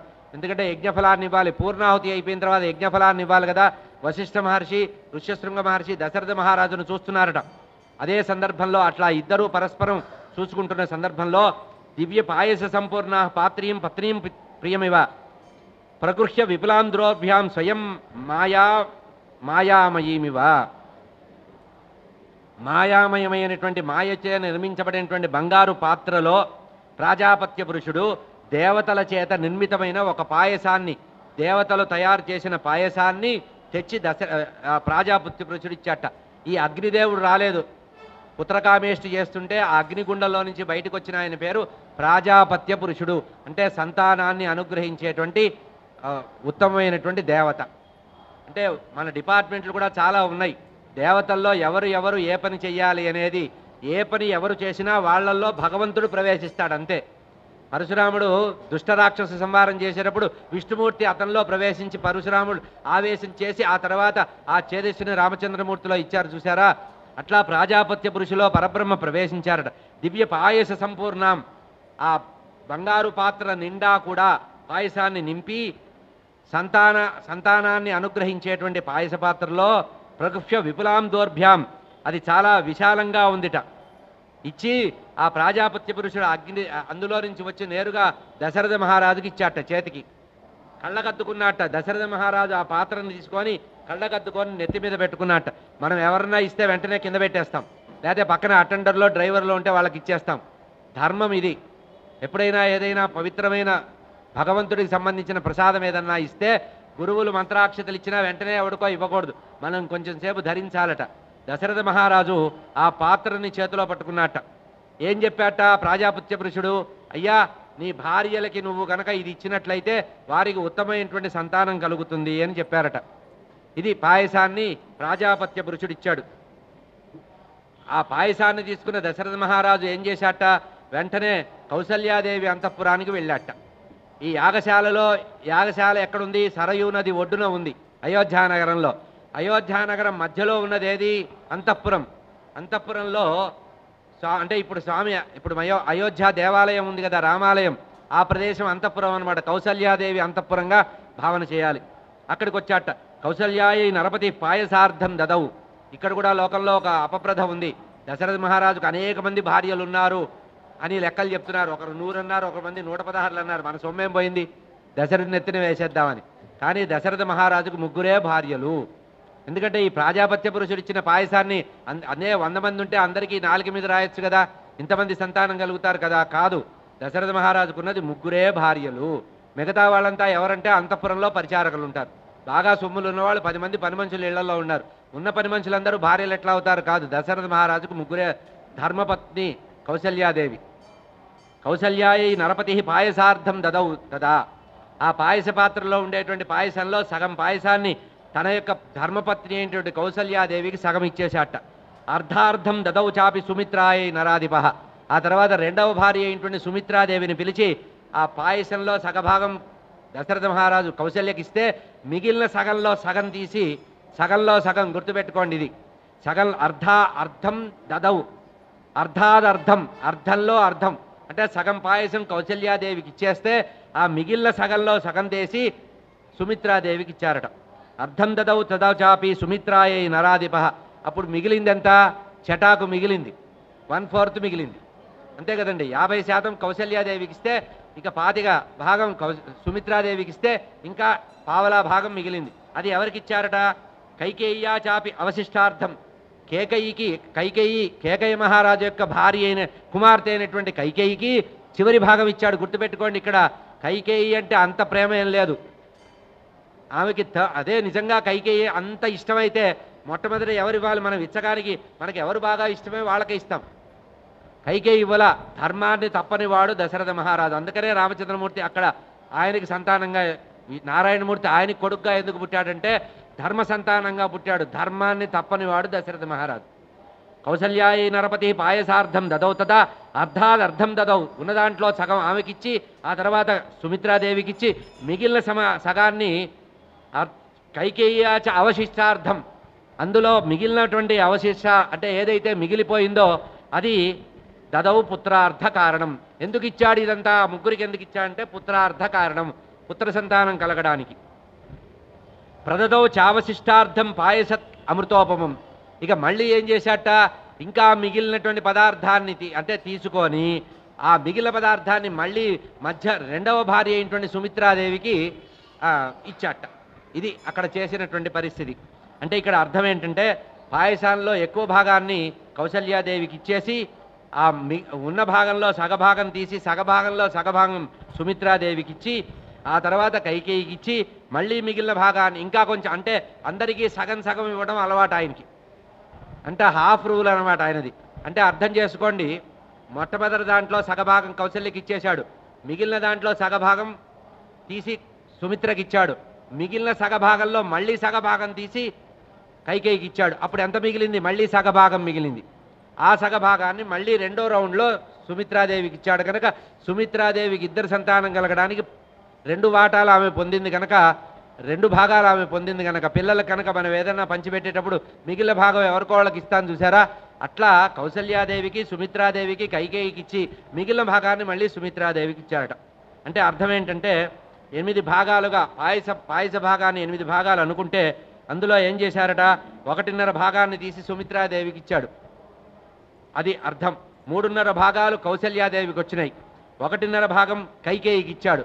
కనుక 1.5, 1.5, 3.5 ఇట్లా ఇచ్చిన భాగంలో సగభాగం సుమిత్రాదేవికి రెండవ భాగం ఇవ్వడం వల్ల ఇక్కడ భాగాలు విభజించడం వల్ల పాయసంలో ఏ భాగంలో నుంచి ఏ భాగం తీసి ఎవరికి ఇచ్చారో వారి భావాలు ఆ భావాలు వాళ్ళకు వచ్చాయి. అందుకనే వర్ష ప్రకారం రామ భరత లక్ష్మణ శత్రుఘ్నులు 4 పుట్టిన పాయస భాగంలో ఉండే రామచంద్ర పాయస భాగంలో ఉండే భాగం సుమిత్రాదేవికి రెండవ పెద్ద భాగంగా ఇవ్వబడ్డటువంటి లక్ష్మణస్వామి రామచంద్రమూర్తితో అటాచ్మెంట్ కలిగి ఉన్నాడు. కైకేయికి ఇచ్చినటువంటి భాగం రెండవ భాగంలో నుంచి మళ్ళీ రామ భాగంలో నుంచి తీసుకొని ఇచ్చిన భాగంలో ఆ భరతుడికి వచ్చింది కనుక సుమిత్రాదేవి దగ్గర వచ్చిన 2 భాగాల్లో రామ భాగం లక్ష్మణస్వామిగా, రామ శేషభాగం లక్ష్మణస్వామిగా, భరత శేషభాగం శత్రుఘ్నుడిగా జన్మించడం వల్ల రామచంద్రమూర్తి లక్ష్మణుడితో కలిసి ఉండేవాడు, భరతుడు శత్రుఘ్నుడితో కలిసి ఉండేవాడు. పాయస విభాగం ఎట్లా ఉందో అదే విభాగం. కనుక పిల్లల్ని పెంచేటప్పుడు కూడా మనం ధర్మంగా పిల్లల్ని పెంచాలి. దశరథ మహారాజు తీర్మానం ఇది. మనం పిల్లల్ని పెంచేటప్పుడు సమదృష్టి కలిగి ఉండాలి, ఒకే దృష్టి నలుగురిలో కలిగి ఉండాలి. ఎంత సంతానం ఉన్నా అందరి సంతానంలో ఏకీభావం ఉండాలి, లేకపోతే కొట్టుకొని చేస్తారు. 100 గజాల స్థలం కోసం 5 ఎకరాలు అమ్మి వాడు జీవితాంతం కొట్లాడతాడు. ఆ చచ్చిపోయే ముందు ఎప్పుడో వాడికి భాగం వస్తుంది, అప్పుడు వాడు అనుభవిద్దామంటే ఎవరికి ఇవ్వాలి, అది ఏ అమెరికాలోనో ఆస్ట్రేలియాలోనో కొడుకుంటాడు. అంటే మనం ధర్మాన్ని తప్పితే మన ఆస్తి మనకి రాదు. అందుకనే పిల్లలకు కూడా ప్రత్యేకంగా తల్లిదండ్రులు ఒక శాసనం చేయాలి, నా ఆస్తి వాటా రావాలంటే నా ధర్మంలో వాటా వచ్చిన వాడికే నా ఆస్తి వస్తుంది, లేకపోతే ఏ శంకరమఠానికో ఏ జగద్గురువులకో ఏ కాశీకో ఏ అయోధ్యకో రాయడం బెస్ట్. ఎందుకంటే మన ధర్మం శాశ్వతంగా నిలబడుతుంది. అమెరికాలో ఆస్ట్రేలియాలో వెళ్ళేవాడి కోసం ఆస్తులు కూడబెట్టి కడుపు మండి సగం తిని వాడిని వీడిని దెబ్బతీసి అసూయతో ద్వేషంతో లంచాలు తీసుకొని పెంచితే చివరికి మన ఆస్తులు ఏమైతే భవిష్యత్తులో వక్స్ బోర్డు వాడు రెడీ కడతాడు, జెండా కడతాడు. కనుక ధర్మమే నిలబడాలి. ధర్మంగా పిల్లల్ని పెంచండి, ధర్మంగా సంతానాన్ని పెంచండి. చిన్నప్పటి నుంచే ధర్మ సంస్కారం ఇవ్వండి, చిన్నప్పటి నుంచి బొట్టు పెట్టుకోవడం నేర్పండి, వస్త్రధారణ నేర్పండి, మన ధర్మం ఏమిటో నేర్పండి. ఎట్లా బతికితే సుఖపడతారు, రామచంద్రమూర్తిలాగా జీవించాలి. ఇది చిన్నప్పటి నుంచి మనం ఇంట్లో చెప్పకపోతే మన కొంపలు ఆరిపోతాయి. మన కొంపల్లో కూడా దర్గాలు తయారవుతాయి. ఇప్పటికే వేరే దేవుళ్ళ రూపంలో దర్గాలు ఇళ్లల్లోకి వచ్చేసినాయి, గోరీలు అందరి ఇళ్లల్లోకి వచ్చేస్తున్నాయి వేరే దేవుళ్ళ పేర్ల మీద. కనుక ఇప్పటికైనా ధర్మాన్ని నిలబెట్టాలంటే రామాయణాన్ని అధ్యయనం చేయండి. దశరథ మహారాజు ఏ ధర్మాన్ని పరిపాలించాడో ఆ ధర్మం ప్రకారం పాయస విభాగం ఎట్లా చేశాడో, పాయస విభాగంలో ఎట్లా ధర్మం ఉందో ఆ ధర్మం నిలబెట్టుగాక. ఇట్లా ఇదే భావంతో పరబ్రహ్మస్వరూపుడైనటువంటి రామచంద్రమూర్తి ఒకే నారాయణమూర్తి 4 రూపాలలో శంఖచక్ర గదా పద్మాలు పరమాత్మ పరిపూర్ణ అవతారము రామమూర్తిగా భూమి మీద అవతరించబోతున్నారు. ఇదంతు నృపశార్దూల పాయసం దేవనిర్మితం ప్రజాకరం గృహాణధ్వం ధన్యమారోగ్యవర్ధనం భార్యం అనురూపాణం పాయసాన్ని ఇచ్చేటువంటి ఆ ప్రాజాపత్య పురుషుడు చెప్పిన మాటని చెప్తున్నారు, గుర్తు చేస్తున్నారు ఇక్కడ. ఆయన ఇక్కడ నీకు నీ భార్యలకు ఇమ్మంటే దాన్ని ధర్మబద్ధంగా ఇచ్చాట. దీనికి సంబంధించిన విషయం చెబుతూ పాయస ప్రదానం వల్లనే ధర్మంగా పరమాత్మ భూమి మీద అవతరించారు అని చెప్తున్నారు. రామచంద్రమూర్తి యొక్క అవతారం యొక్క గొప్పతనం చెబుతూ రామచంద్రమూర్తి ఎప్పుడు పుట్టారట? ఉత్తరాయణ పుణ్యకాలంలో ఉత్తరాయణంలో పుట్టారట. మామూలుగా పుట్టుక గురించి శాస్త్రం చెప్పిందండి. జ్యోతిష్ శాస్త్రం ఒక మాట చెప్పింది, ఉత్తరాయణంలో చైత్రమాసంలో వసంత ఋతువులో పుట్టిన వాళ్ళు భాగ్యశాలురు, మేధావులు, ధర్మాత్ములు, యోగేశ్వరేశ్వరులు అవుతారట, ధర్మంగా ఉంటారట. అందుకనే మన జగద్గురువులు కూడా ఉత్తరాయణం, చైత్రమాసం, వసంత ఋతువులో నవరాత్రుల మధ్యలో షష్ఠి రోజున, చైత్ర శుద్ధ షష్ఠి రోజున జగద్గురువులు భారతీ తీర్థస్వామి వారు అవతరించారు. అంటే రామచంద్రమూర్తి యొక్క ధర్మం ఏదైతే ఉందో ఆ ధర్మాన్ని తల్లిదండ్రులు అనుష్ఠిస్తే వారికి ధర్మస్వరూపంగా జగద్గురువులు భారతీ తీర్థస్వామి వారు చైత్రమాసం శుక్లపక్షం శుద్ధ షష్ఠి రోజున పరమాత్మ జన్మించారు. వసంత ఋతువు ఉత్తరాయణం. అది రామచంద్రమూర్తి యజ్ఞ ప్రభావం చేత జన్మించారట. ఇక్కడే ఒక అందం చెప్పారు. రామచంద్రమూర్తి సాధారణంగా అందరూ కూడా తల్లి గర్భంలో 9 నెలలు ఉంటారు, కానీ రామచంద్రమూర్తి తల్లి గర్భంలో 12 నెలలు ఉన్నారట. 12 నెలల్లో ఎందుకున్నారయ్యా? మామూలుగా 9 నెలలే ఉండాలి కదా, 9 నెలలకు అయిపోతుంది కదా అంటే, అసలు మామూలుగా జీవి జన్మించాలంటే 12 మాసాలు కావాలట. ఈ 12 మాసాలు ఎట్లా అవుతుందంటే పరమాత్మ యొక్క సంకల్పం చేత మేఘం తయారవుతుందట. ఆ మేఘం వర్షంగా కురుస్తుందట, ఆ వర్షం భూమిలో పడుతుందట, భూమి సస్యశ్యామలమయ్యి భూమిలోంచి బీజం వస్తుందట, ఆ బీజం ఆహార రూపంలో వస్తుందట, ఆ ఆహారం పురుషుడు ఆహారంగా తీసుకుంటే ఆ ఆహార రూపంగా ఉండే పరమాత్మ యొక్క అనుగ్రహం అనేది జన్మ వచ్చి తల్లి యొక్క గర్భంలో ప్రవేశిస్తుందట.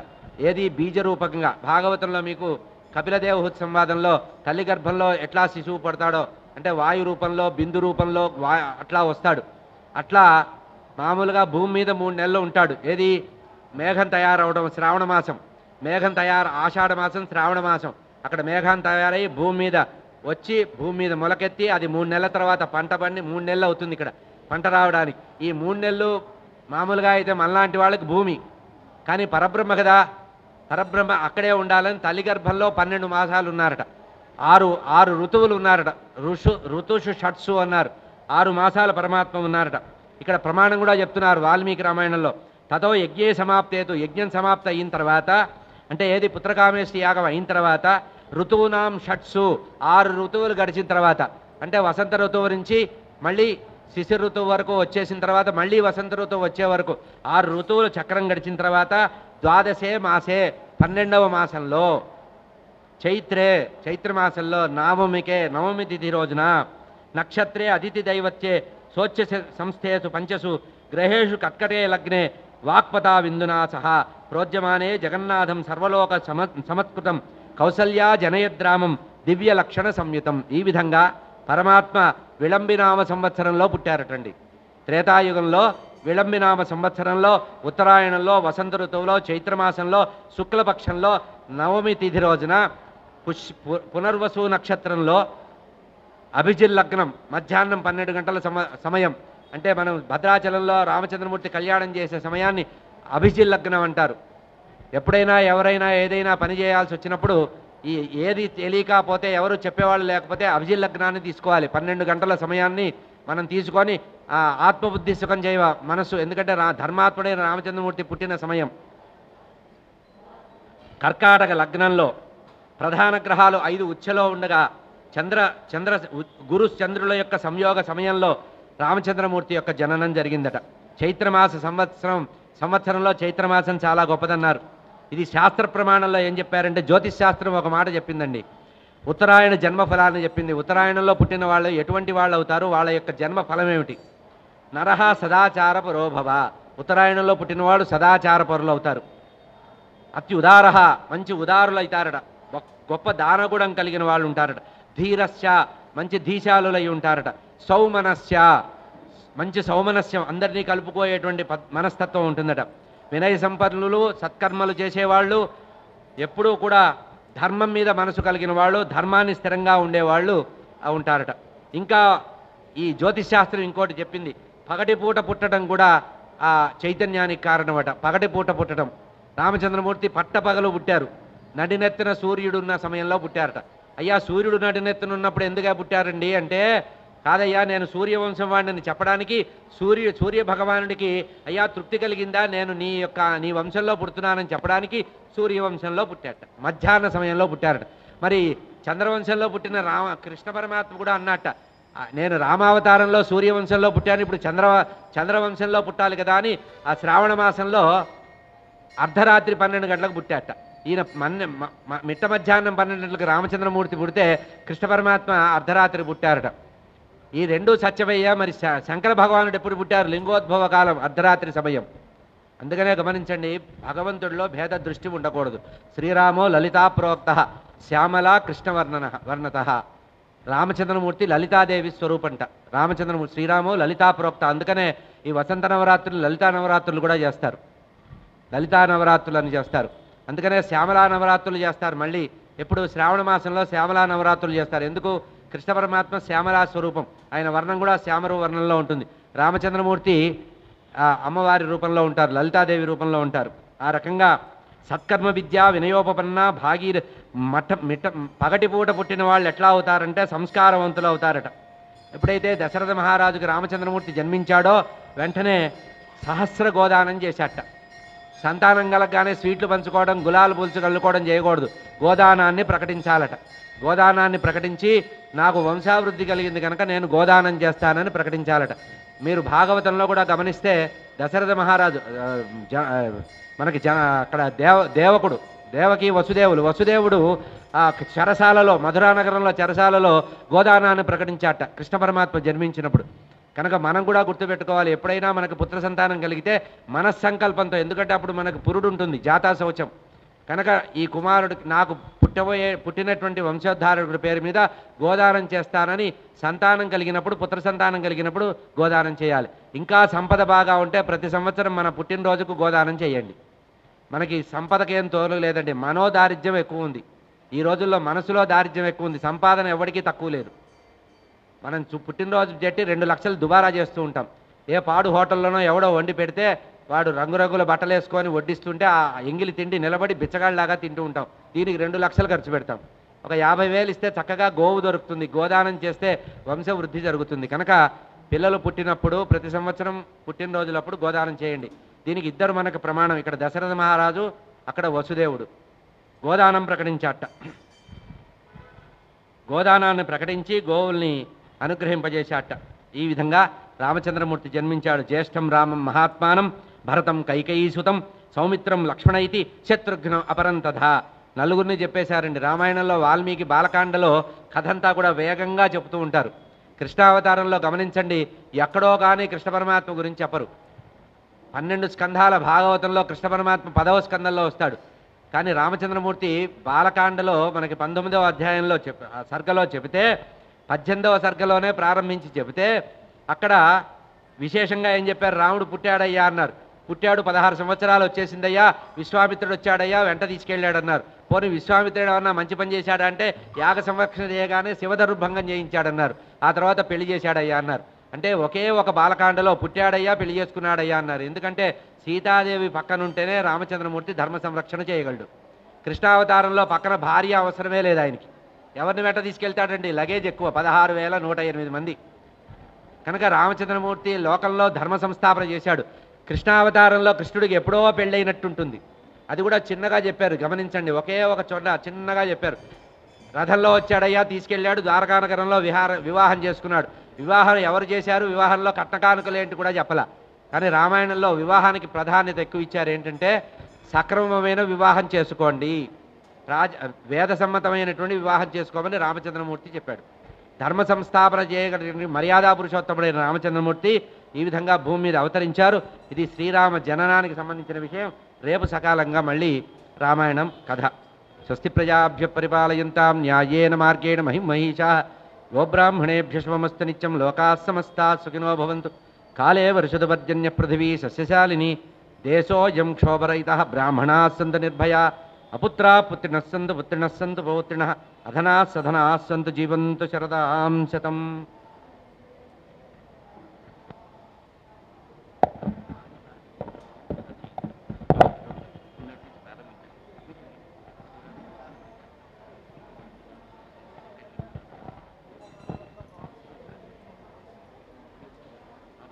ఒక్క క్షణం అందరూ ఆగండి.